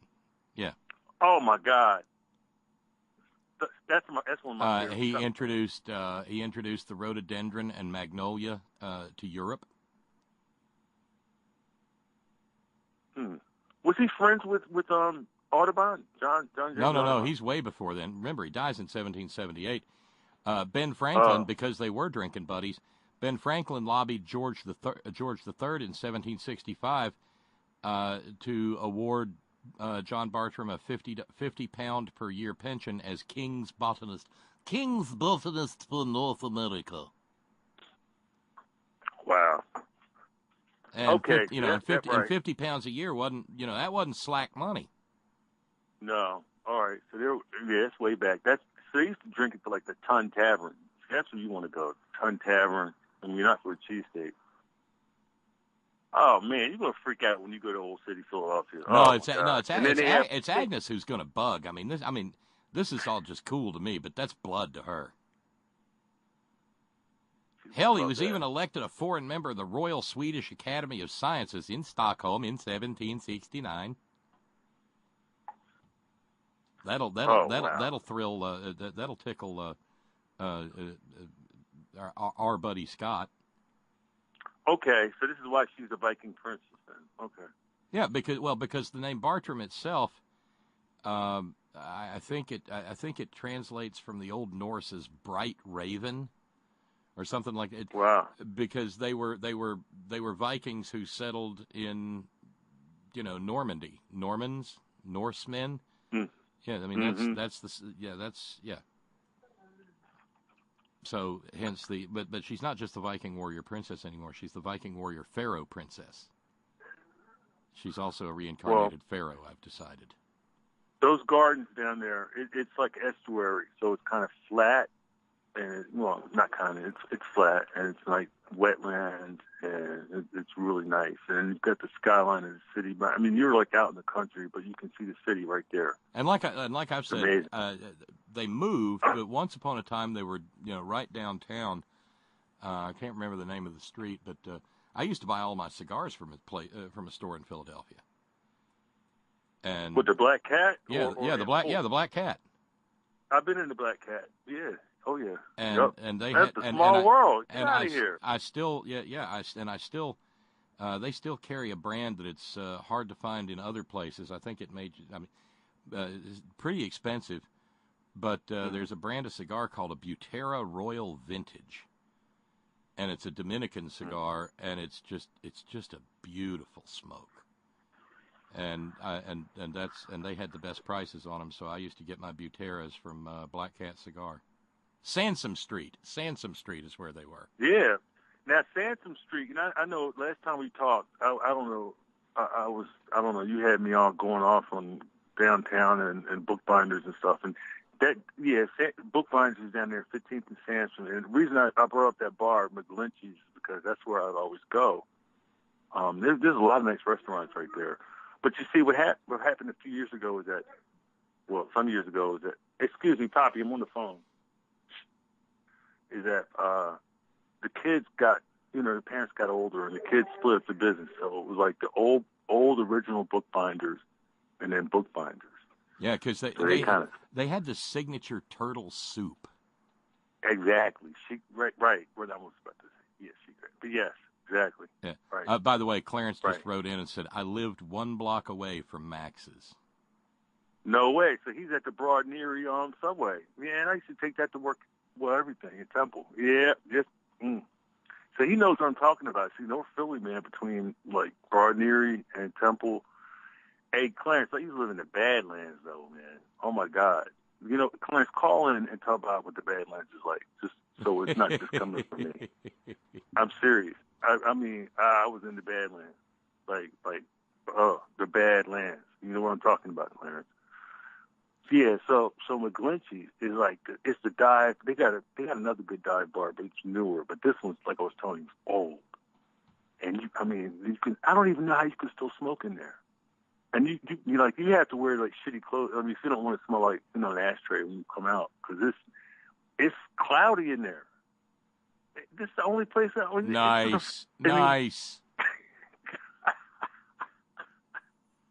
And I mean, they have Glenfiddich, cheap. I mean, you can get a shot of good scotch, a nice beer. I mean, cheap. It's the kind of place you don't want to hang out all day. You go in there and maybe get 3 drinks and roll out. You know what I'm saying? And because the Kimmel Center is like 2 blocks away, like right around the corner.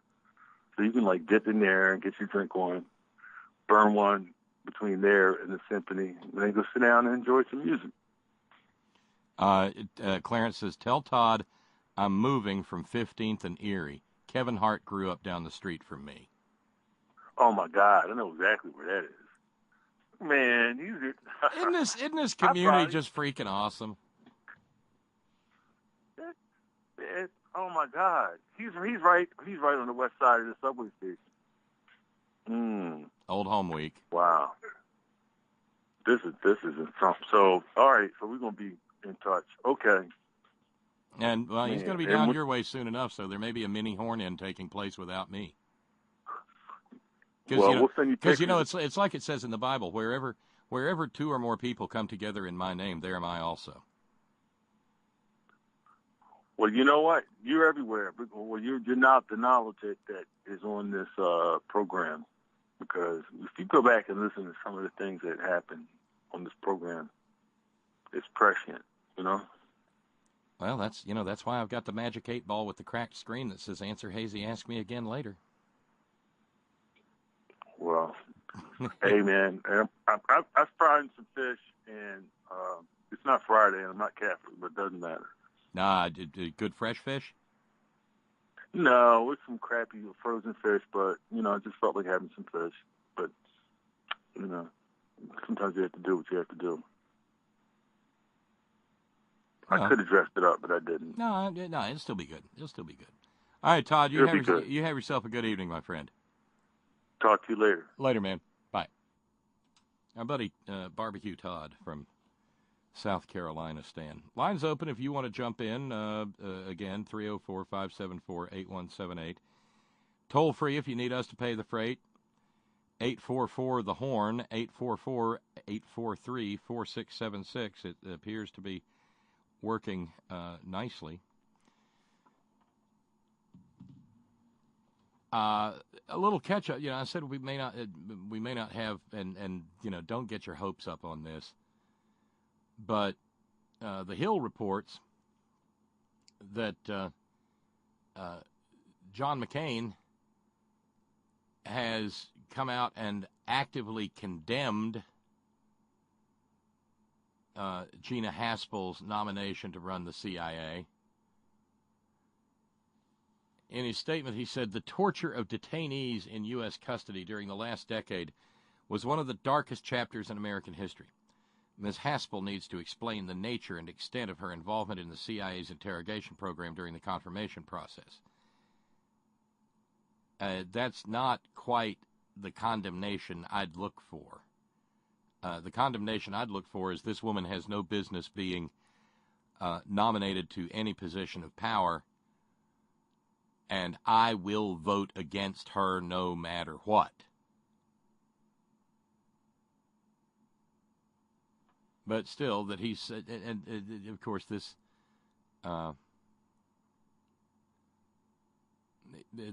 may well turn out to be a giant nothing burger from McCain. God knows it wouldn't be the first time that's happened. Whoosh. And the Diogenes-esque search for an honest Republican it continues apace. At the same time that you have to keep Joe Manchin from voting for her because that's what my constituents want. Jesus.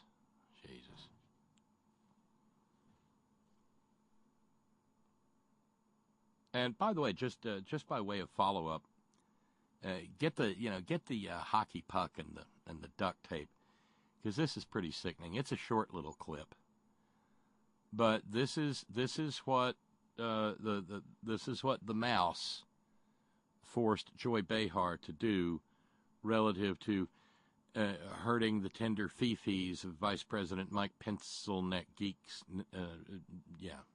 Tonight, the vice president was on Sean Hannity talking about the recent conversation he had with Joy Behar. Take a look.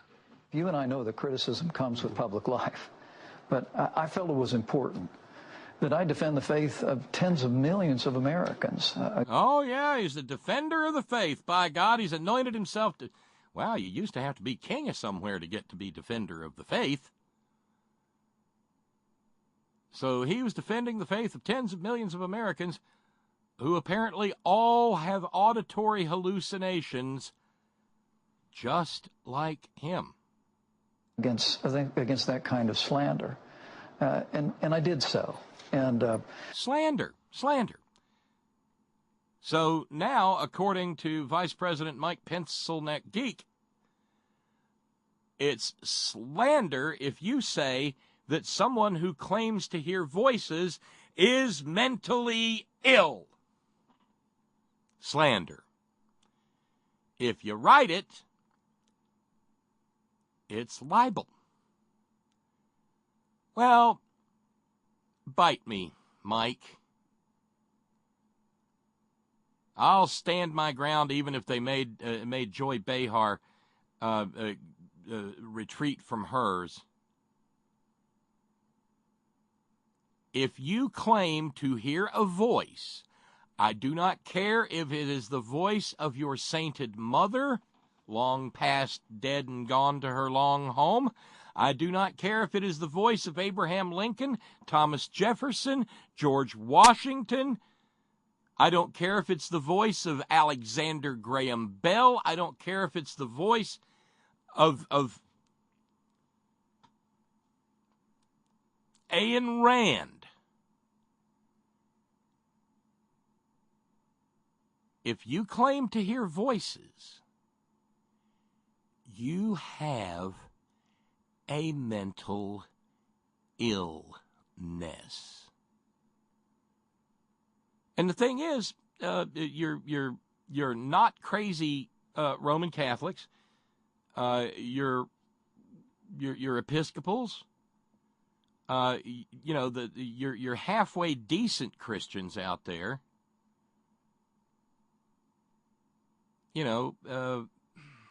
United Churches of Christ, Congregationalists, Unitarians. They don't have to be Christians, but I think they'll generally agree with me. Maybe not with the ferocity with which I say it, but if you hear voices, you have mental illness.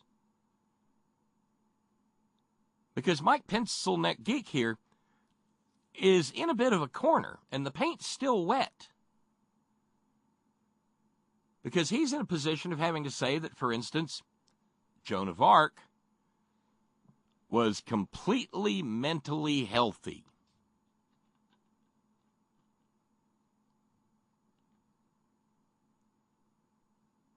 And that she really heard the things she claims to have heard. If you have a nuanced discussion with sane Christians, they'll say something like, well, of course it's possible, because, see, they're theists, they believe in a God.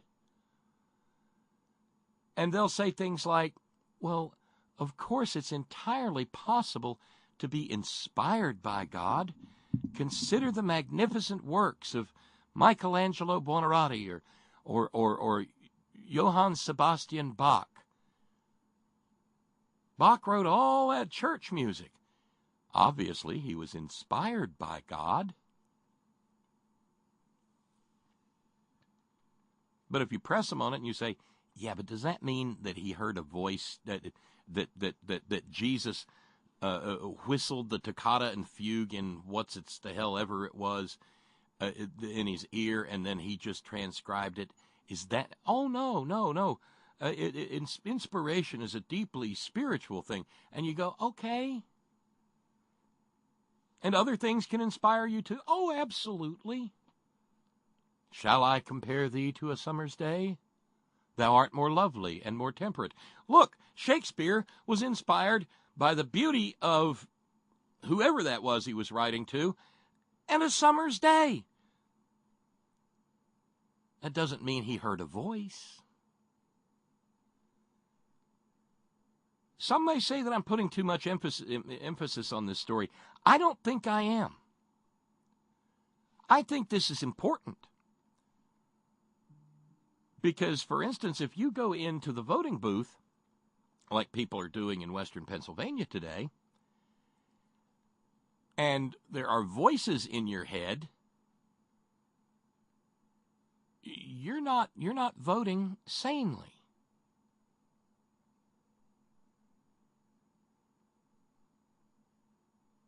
And then, moreover, there's the issue of Mike Pence anointing himself to speak for tens of millions of Christians, which he does not. The reference was specifically to him, not tens of millions of Christians, but to him and his claim that he hears voices. Oh, and by the way, the next time you hear one of these good, God-fearing, upstanding, Bible-believing, Christ-centered, evangelical, fundamentalist, amosexual Christians talking about how the brutal, intolerant Muslims have these laws where you can't where you can't criticize the Islam. Remind him of this moment. When the Vice President of the United States used the power and prestige of his office to suppress the free speech, and this is a First Amendment issue, because he is acting as a member of government, used his power to suppress the free speech of an American citizen.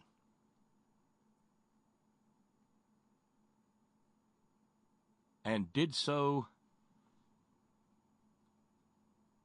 with no compunctions whatsoever. If you want to see the face of creeping theocracy, not to mention creepy theocracy, Mike Pence is it. You know, I give Joy Behar a lot of credit. She picked up the phone, she called me, she was very sincere, and she apologized. And one of the things my faith teaches me is grace. Forgive as you've been forgiven. So does mine, but I'm not as good at it as you. Well, look, but yeah, because, you know, the Hannity job, man of God. Hannity, Christian. You tell it to the Marines. But I said to Joy, of course I forgive you. That's part of my faith experience. But I did encourage her, and I'm still encouraging her, to use the forum of that program or some other public forum to apologize to tens of millions of Americans who were equally offended. So I think Vice President Pence is right. I was raised to respect everyone's religious faith, and I fell short of that. I sincerely apologize for what I said. Okay. Jesus. Can somebody please stick to their fucking guns? She didn't fall short of anything. She was not intolerant of anybody's religious faith. Tolerance is not obsequy. Being intolerant of Mike Pence's faith is to say, that little evangelical pissant should have his guts stomped out for being a Christian. I did not just say that, Agent Fred. That is intolerance. Obsequy is, I don't dare say anything about his bizarre, loopy, mental illness for fear of him using the power of his office to suppress and oppress me. That's obsequy. And that is what happened. Okay?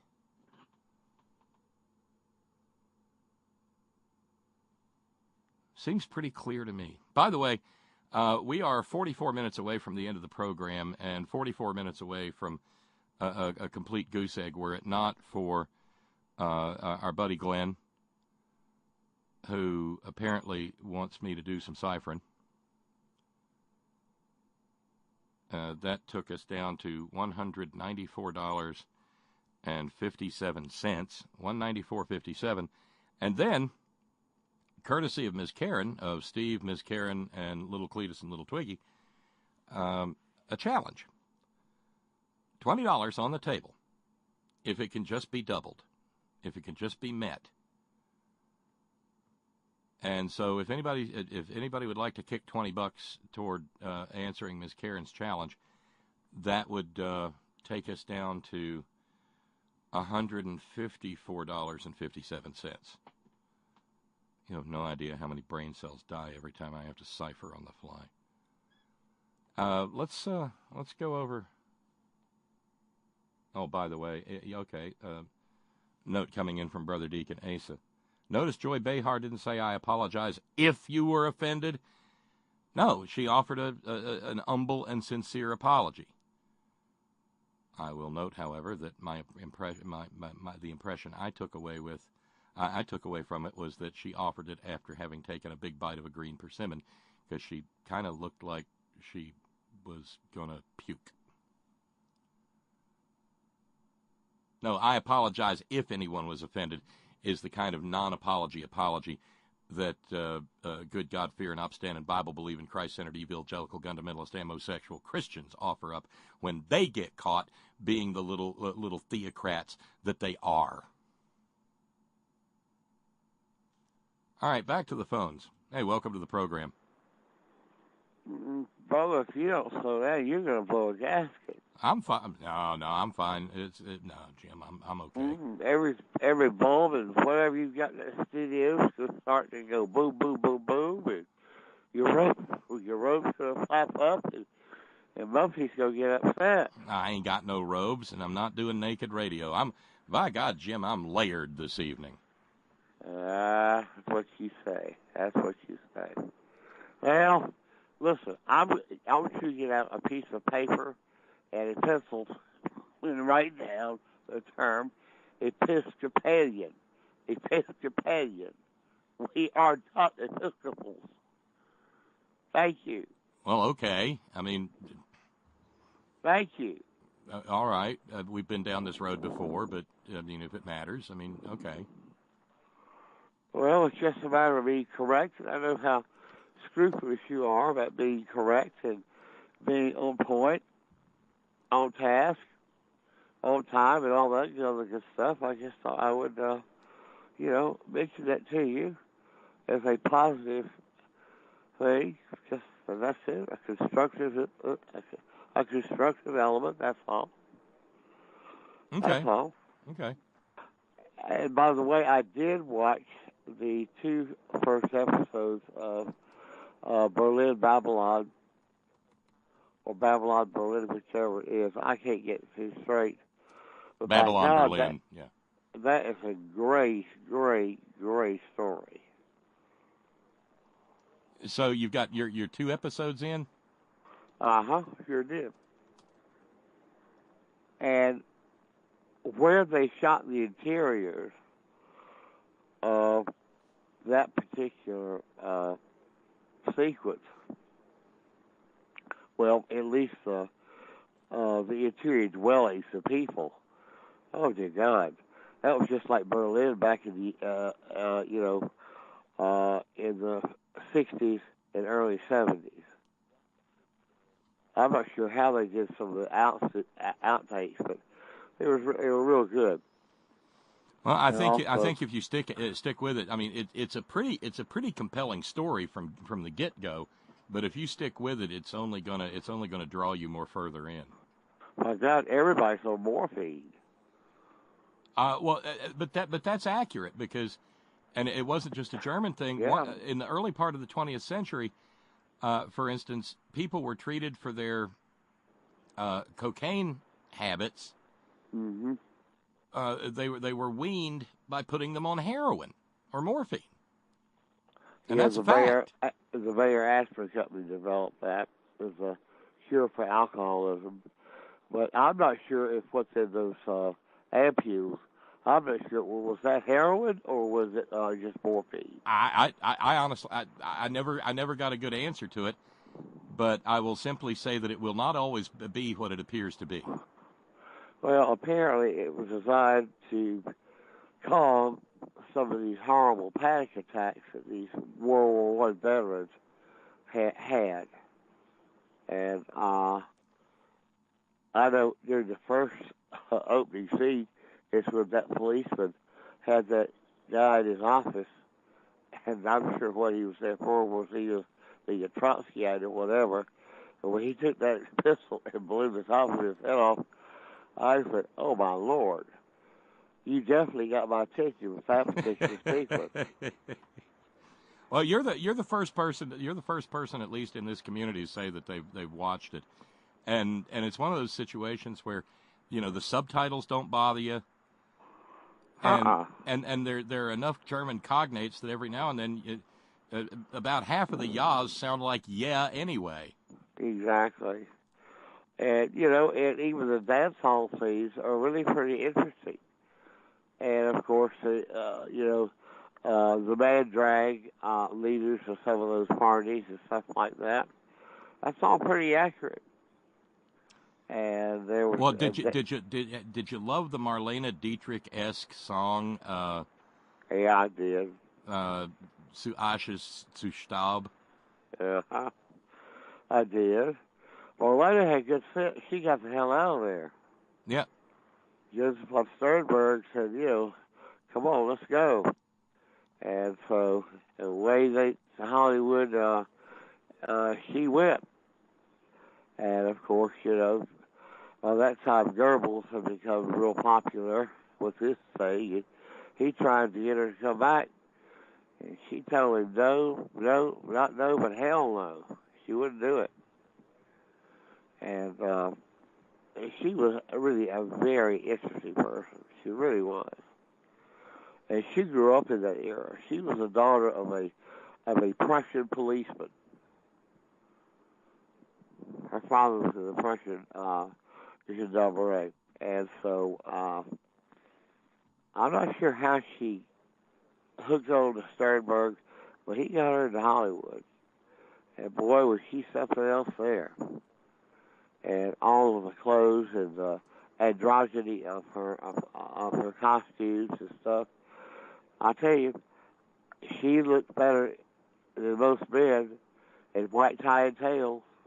And one of the, as we would later find out, especially in his posthumous writings, Hemingway had a thing for boyish girls. Yeah. And he fell hard for Marlene Dietrich. Well, I'm afraid he fell the wrong way with her. And if I'm not mistaken, she was married to the guy who wrote. Now, somebody up there can correct me. For some reason, I began to think it's these voices in my head. You triggered them off. You started them. It's telling me that she was married to the guy who wrote All Quiet on the Western Front. For a brief time. Now, I'm not sure. Don't hold me to it, and don't throw rocks at me. No, I'll check here. What, Maria? Oh, God, I can't remember the guy's name. Now, you've got those Bonks of Connor and Fugue and D minors going off in my head. Not in my head, but in my head. No, she was married only once to assistant director Rudolf Ziebe. Okay. Well, she had some relationship with that guy who wrote All Quiet on the Western Front. I know that. There were some... They were friends. Let's see. Affairs with Gary Cooper, Mexican actress Lupe Velez. She was a spitfire. John Gilbert. No, Lupe Velez once said of Marlene Dietrich, "If I had the opportunity to do so, I would tear out Marlene Dietrich's eyes." Well, Lupe Velez was quite a spitfire. Had an affair with John Wayne. Strong friendship with Orson Welles, but that was platonic. An affair with Mercedes de Acosta. Yeah, well, Mercedes de Acosta had an affair with everybody. She had an affair with Garbo and all these other people, too. She was just kind of a Hollywood hang-around. He wrote books about people. Well, I'm not seeing anything here about, who was it? Now I have to look up All Quiet on the Western Front. Try to remember. Rowell 41 and Live.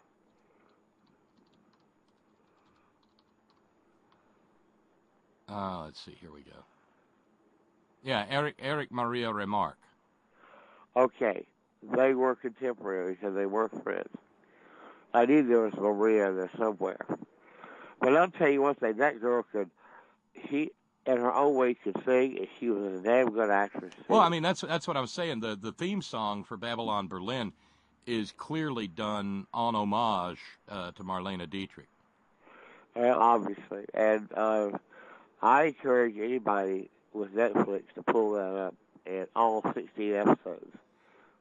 I mean, I handled the first 2, and I couldn't handle any more today because things got pretty grim in there. Well, but it'll keep right on going. And the thing is, for some reason or another, the conventions of everything is going to be okay don't suck you in with this. You know, it's you don't know if everything's going to be okay. And generally, since it's 1929, you pretty much know that in the long view, things are definitely not going to be okay. No. Berlin was not typical of Germany. And, of course, Berlin was the last city to really be won over by the Nazis, and that was due to Goebbels. And even at the heights of the elections when they were voting Hitler into power, he only got 1 out of every 4 in Berlin. He had it in for Berlin big time. He hated that town. And you know, while I was in New York, I saw some list that said that the 2 best nightlife cities on the planet to this day are 1, New York, and 2, Berlin. Yep. Which makes me think I'd kind of like to see Berlin. I think you would. When I saw it, it wasn't quite like that.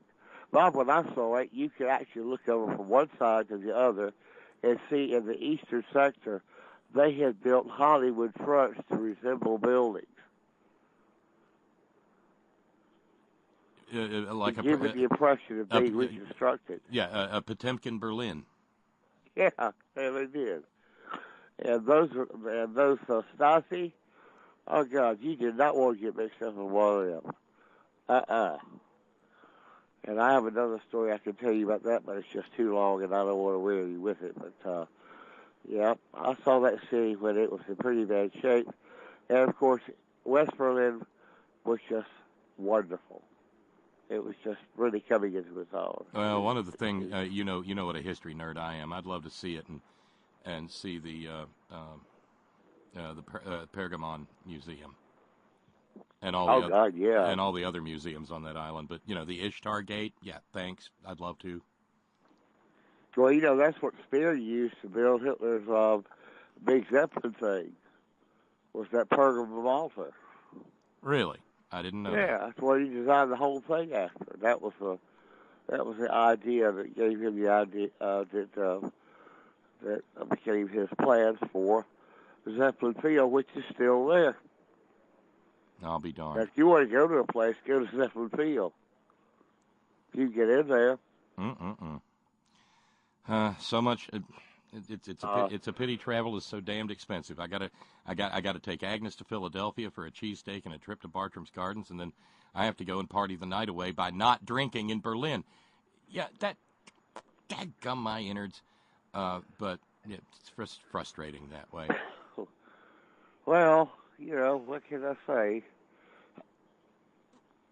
You know, it's unfortunate, but when you see these things and these buildings that were there, you don't see the interior of them the way they are. You know, they were even faithful. That's why I said the properties master was so good. Whoever did the scripting and whoever did the props was wonderful. They were even faithful to a particularly obscure model of handgun. Yep.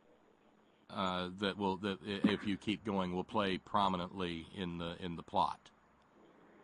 And of course, you have the glass columns, the square glass columns that were lit from the interior. The only thing I haven't seen yet are the little cabarets in which each table had a telephone. I'm not sure if that's in there, but yeah, maybe they just couldn't work it into the plot. Well, Jim, you have yourself a very good evening, my friend. Well, okay. Sorry about that. As far as Joy Behar is concerned, I want to ask you one other thing. Sure. I understand. Did she not leave the View? No, she's still there. I read somewhere where she had left it. No. That I think you're thinking of someone else, but no, Joy's still there. Well, that's good. I think she did the right thing. I mean, the last thing you want to do is to create something that that's going to give a lot of these people a rallying point and drive them even further into the ground. Well, you may be right, but by the same token, I think we're at a place in this country where if we don't someday begin pushing back against these religious maniacs, we're going to find ourselves, to the extent that we haven't already, in a full on, no kidding, theocracy. We've got a president who talks about wanting to be president for life, and we've got a vice president who's declared himself defender of the faith. That way lies madness, Jim. Well, I think you might be right about the theocratic leanings, and we'll have to wait and see. But it may already have arrived. Well, that's the scary part. Jim, have yourself a good night. Take care, my friend. You too. Bye-bye. Bye now. Well, good. Somebody at least is watching Babylon Berlin. Let's keep things going. And by the way, challenge met. Thank you, Jack. Jack answered Ms. Karen's challenge. That takes us down to $154 and 50. What was it? $154.57. I think it was, to keep from having a deficit to deal with tomorrow. Meanwhile, there's Scott and Punky. Hey, Scott. Hey, Bob. I hadn't planned on calling in today. Oh, you just say that. No, I'm serious. Because I know I'm one of the regulars, but sometimes even regularity can be a thing, you know. But ask Punky; he'll tell you. That poor little bastard has to live with me. Come on. But anyway, I've got a couple of quickies, and then maybe I'll go or whatever. When you were quoting the sonnet by Shakespeare, it dawned on me that if Shakespeare were alive today, he would find Donald Trump a source of true inspiration. And here's what he might pen as a result. Wait, did you hear Shakespeare's voice in your head? No. Okay, just checking. The voices in my head, if you're a voice out there and you want to get in my head, you can't just walk on in. There's a process, you know. But we'll save that for. There are applications and background checks. Yes. Oh, forms in triplicate. God knows. Yeah, and reverb is not enough. Exactly. But here's how Trump would be a true inspiration if Shakespeare were around today. And it's lovely when you think of it. Shall I compare thee to a summer's day? That's how the original sonnet goes. Today's version by Shakespeare in regard to Trump would be, shall I compare thee to a summer's eve? To it, a douche. Anyway, that's where my mind... You may not believe me, but I knew you were going there. Well, I knew you do. That's why I called. See, the voices in my head also let me know what others are up to. So it all works out. Oh, that's creepy. I hope you turn me off about 11 o'clock Eastern time. Would you please? Okay, on to the next topic. As always, I enjoyed hearing from Todd on the program. And I wondered, since he mentioned me and the Electoral College, if you were ever able to send him that little snippet of John Chancellor from years ago about the electoral. Good. Because every day I open the mailbox and I hope to hear from Todd, because I included my email address. I am sure he and I could have lovely conversations. Well, to be quite blunt, I don't hear from Todd a whole lot. Well, there you go. Maybe the voices in his head are preventing him. Well, yeah. I mean, he's got a constant cacophony in his own head, telling him it's time to put something on the grill. It's time to put something on the grill. Is the pecan wood seasoned? How about the peach saplings? Do we have any grapevines? It gets pretty loud. Well, he's like Dustin Hoffman in Rain Man. 10 minutes to Judge Wapner. Except he's talking about grilling. But anyway, except in the mornings when it's 10 minutes to Washington Journal, definitely 10 minutes to Washington Journal. Yeah, I personally don't know how he stands it. Every now and again, I don't have that level of service on my cable now for about a week, but I can get it online. And I can only take Washington Journal in drips and drabs because those people, they're out there. And then you go into your mind's eye Well, trying to visualize. they are, after all, Trumpansies, and you have to treat it like a trip to the zoo. Just, put on the plastic goggles and look out for the flying poo. That rhymed. Wow, it's Shakespeare night. That rhymed and scanned. Tis. And buy the little paper bag of feed so you can feed the animals, the Trumpansies. But watch out when they. Well, no, I won't go there. The other thing, you were talking about music, classical type music. My favorite is the music of Professor Peter Schickele and P.D.Q. Bach. If you're not familiar with P.D.Q. Bach, go to YouTube and look up some of the great parody classical pieces from the 60s that he and his crew did. Amazingly funny stuff. And it would probably be right up your alley because I know you like. Oh no, I'm familiar with P.D.Q. Bach.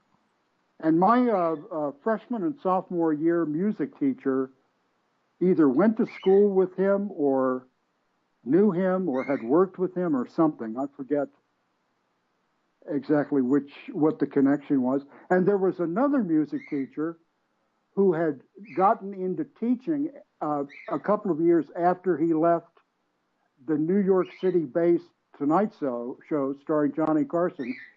He was he wasn't a musician, but he was in charge of the orchestrations for the Tonight Show band.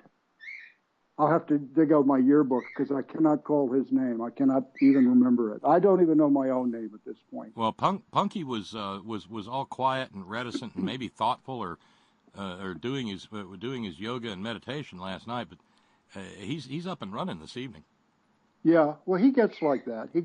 Probably because it's going to rain again. He doesn't like the rain. He likes dry weather and warm. Well, I take it based upon the fact that we're having this conversation that you decided not to go down and, as the Stones sang, get your fair share of abuse today. Yeah. No, I didn't. I stayed up late, which for me was like till about 11 this morning from being up since yesterday afternoon. And I stayed up long enough to watch Air Force One land. And it dawned on me, no, I'm just not up for this. So I went and had my nap. And then I got up this afternoon and tuned in the show. So I recorded all the evening newscasts, so I'll catch all the gory details. Now, did he pick a version of The Wall today, or was he just previewing them? He was just examining them. By the way, there's another. For some reason or another, today was a Trump bizarreness kind of cavalcade. Well, Tuesday is Trump Bizarro Day. I thought everybody knew that. It's an international I didn't get the memo, but so after the firing of Tillerson, these stories start coming out about, one, the spokesman for the State Department got sacked because he wouldn't go along with the White House line about how Tillerson got canned. But then, the weirdest of the weird, Scott. And that's saying something in today's context. Yeah, I mean, this is, this one gets the honorary bottle of rot gut tequila. Tillerson went with Trump on the China trip last year. Do you remember that? Punky does. Vaguely. So it was a big state dinner. And this ties into what Clarity said earlier about him being cranky because he's on a fish and salad diet. I read the story. It's like, how is this out of? How is this out of character or something for Yeah, Tillerson was, for Christ's sakes, the CEO of Exxon, okay? You move in circles where they bring the dishes that have its own special proprietary, tools for eating it, right? Yeah, yeah. Tiny shrimps for fork and little little forks for oysters and the wee tiny spoons for the caviar and all that bullshit. And the finger bowls. Don't forget the finger bowls. Those are finger. I thought those were shot glasses. Never mind. You mean that's not vodka? Yeah, and the cue sticks are not pot passers. Well, call me cornpone. But part of this state dinner, and it's really kind of hard for me to describe, Scott, because it's so goddamn nuts. As one of the courses in this state dinner at the Great Hall of the People in Beijing, they bring out a Caesar salad. Now, under ordinary circumstances, we could riff on it and talk about how Geezer discussed us, ate a Caesar salad and all of that. But Trump started obsessing over the Caesar salad. Have you ever seen a toddler or a little kid at a table with other little kids, and there's the one little kid who wants to lord it over the other ones? And, hey, you got to eat the broccoli. You got to eat the broccoli. You can't not eat the broccoli. I don't like broccoli either, but we all have to eat the broccoli, okay? Yeah, I may have been that kid. Okay, then we're clear. So Trump starts obsessing over the Caesar salad. And I don't know if they were making it tableside. That's always cool. That's one of those old school restaurant things. There's a wooden bowl that's probably got God knows how many different pathogens growing in it. But they crack an egg, and there's some lemon juice, and they sit there and they make the emulsion with the chopped up anchovies and all of that stuff. I'm salivating, Bob. I love Caesar salad. I don't know if they were doing it tableside or they're just setting it down. Well, what possible issue could someone have over a Caesar salad? I mean... Well, okay, so that's you, me, and I'm presuming the rest of the Horn family community congregation going, okay, well, I can do it. I mean, there are people out there that go, ooh, anchovies. But, anchovies in Caesar salad dressing are not disgusting, even to people who hate anchovies. And I don't hate anchovies. They're just oily, salty, little greasy fish. It's just one of the flavors on the artistic culinary palette. So they're it serving Caesar salad, and Geezer discussed us, or the spirochetes, start obsessing about it, and he starts leaning over, looking at Tillerson, and saying, Rex, eat the salad. Rex, eat the salad. You got to eat the salad, Rex. Rex, eat the salad. Our Chinese hosts may be offended if you don't eat the salad, Rex. They're watching, Rex. You got to eat the salad. And Tillerson reportedly laughed off the president's comment. As the Hill reports it, the Journal cited the incident as an example of the sometimes tense relationship between Trump and Tillerson. I remember that now that you mentioned the eat the salad part. What? I mean, I'm sorry, and I hate to keep coming back to this part of history, but damnation, okay? Why do I keep being reminded of, after he and Ava had chomped down on the cyanide, everybody in the bunker lighting a cigarette? You know what I mean? Yeah. Well, now that I think about it, if they did prepare the Caesar salad tableside, maybe what Trump's issue was not about the salad, but you know how the waiter, after the salad is prepared, he'll pick up the pepper grinder and offer to grind some fresh peppercorns onto the top of your salad. At which point I look at him and say, break your wrist, man, go crazy. Yeah. Well, most of us do. But maybe on some level, when you wander into the Trump insecurity maze, and Hall of Mirrors, all bets are off. Anything can happen. But perhaps he took it as a personal insult. You know how we used to call him tiny hands? Yeah. Oh, yeah. Oh, okay. Maybe he had peppercorn grinder envy or something. Who the hell knows? No, I got it. Okay. He's sitting there munching on the salad, and he hates it. He wants a fucking hamburger and 2 scoops of ice cream and humongous cake, damn it, because he's a 71-year-old toddler. But he's paranoid as all fuck, too, because of the spirochetes. Yeah. And so he's taking bites of the salad, and he leans over and says, "You've got to eat the salad too, Rex. You've definitely got to eat the salad. If I got to eat the salad, you got to eat the salad. It might offend our host if we..." He's actually sitting there thinking, they're going to poison me, and they're not going to poison Rex. Well, by God, if we're going to get poisoned by the Chinese, Rex, you little bastard, you're going with me. Because, Rex is the former CEO, again, of Exxon, and he's got long-standing relationships in Beijing and Moscow and God knows anywhere else that they can sink a fucking well. Well, he got a medal in Russia. His Medal of Freedom with Mother Russia. Don't forget about it.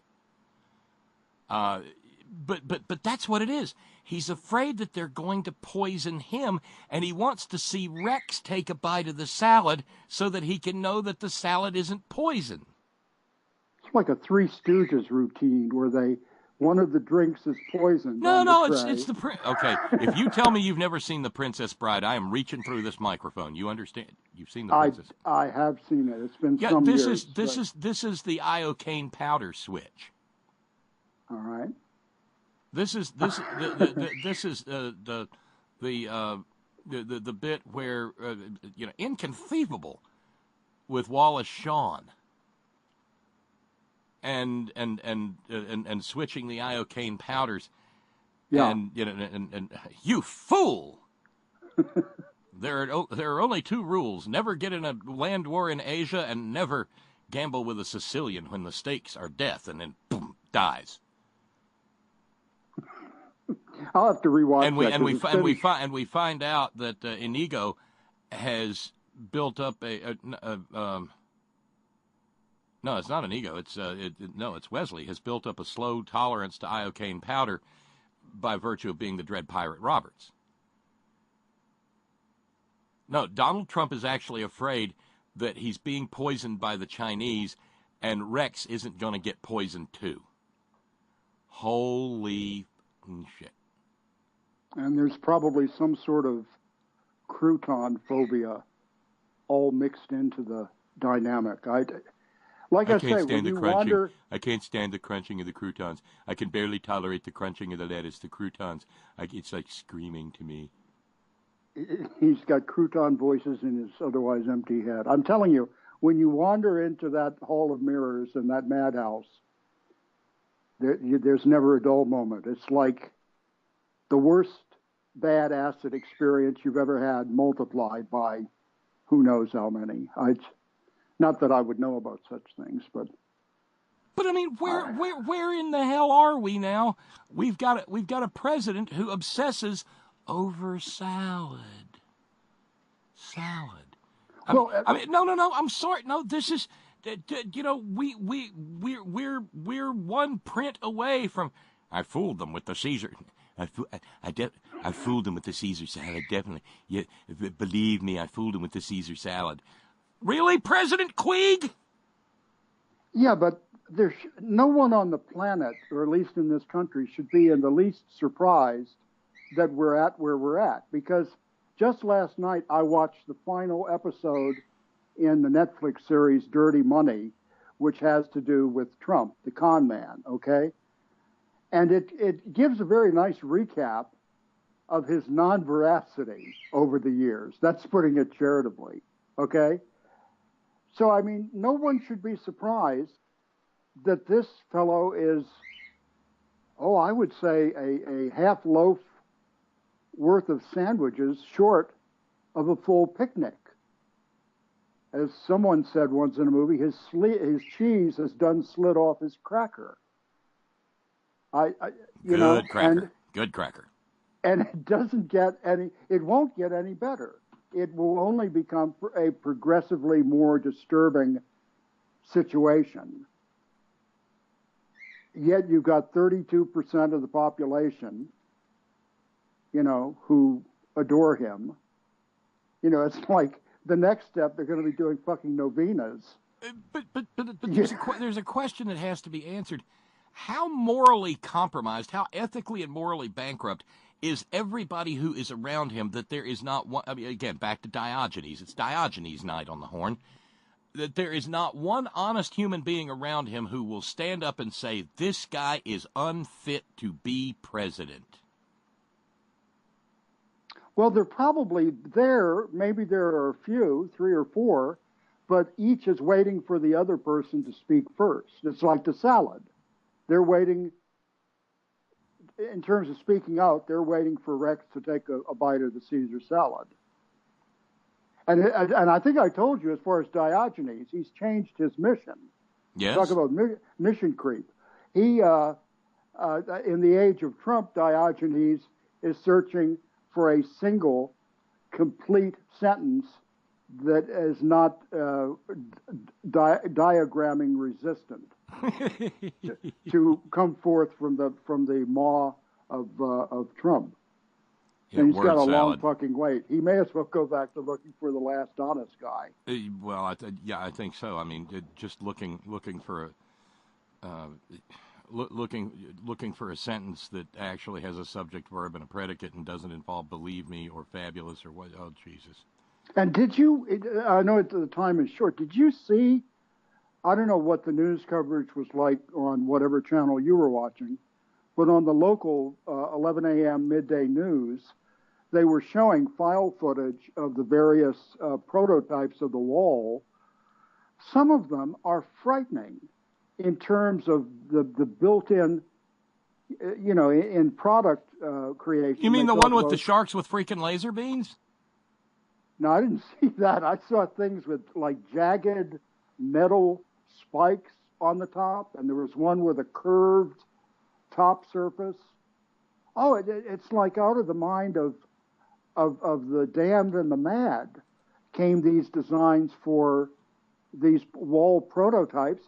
And as memory serves, the companies who created these prototypes are not even saying who they are. Am I correct on that? But for fear of backlash. No, I mean, you can dig down in because some of the companies are, of course, since they're associated with Trump, sketchy as fuck. Yeah.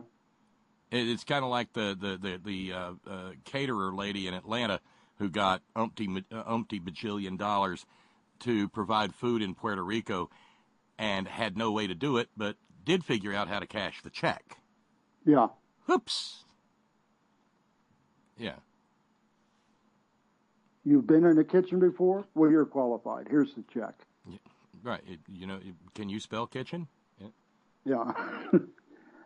But okay, so it's that time now. How's Squidbillies coming? I will be getting there soon. I'm telling you, the weekend looks like it's the most promising. Because since I've lowered my cable connection for TV, the options are few. But I'm finding a wealth of good stuff on not only Netflix but also YouTube. There was a show that popped up yesterday on YouTube about the worldwide satellite television inaugural broadcast provided by the Telstar satellite in 1962, which was fascinating. Maybe it was just me, but it was just out of this world, literally fascinating. And you wonder why we can't get stuff like, modern equivalents of progress steps done like that today. When there was a non-diagrammable sentence. Jesus, I'm channeling Trump. Help, help. I say again, help. Once you've gone there, there's no help, Scott. All right. Well, maybe Squidbillies would be the way to go tonight. I think with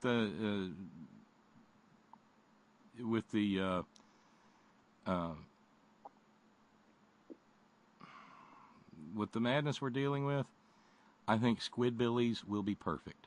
And you know what? Look, if you watch Squidbillies, you're going to get more in touch with the Trump voting mindset than you thought you would ever be able. It's Squidbillies is like an Attenborough nature documentary for Trump voters. Oh God. Should I fortify myself with strong drink? I highly recommend that. Yes. All right. Well, maybe that's the way to go. Quadruple martini, 2 olives with a pickled onion in the middle. Ooh. You know, that's the way.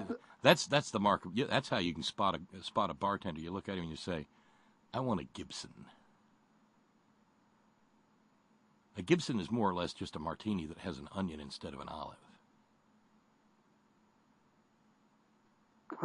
I've had one with lemon peel, which I didn't like. I'm normally olives are my standby, but I've never tried a. Well, first of all, you've got to ask the guy, do you have pickled onions? Yes. Well, give him some coffee. That'll sober him up, you know.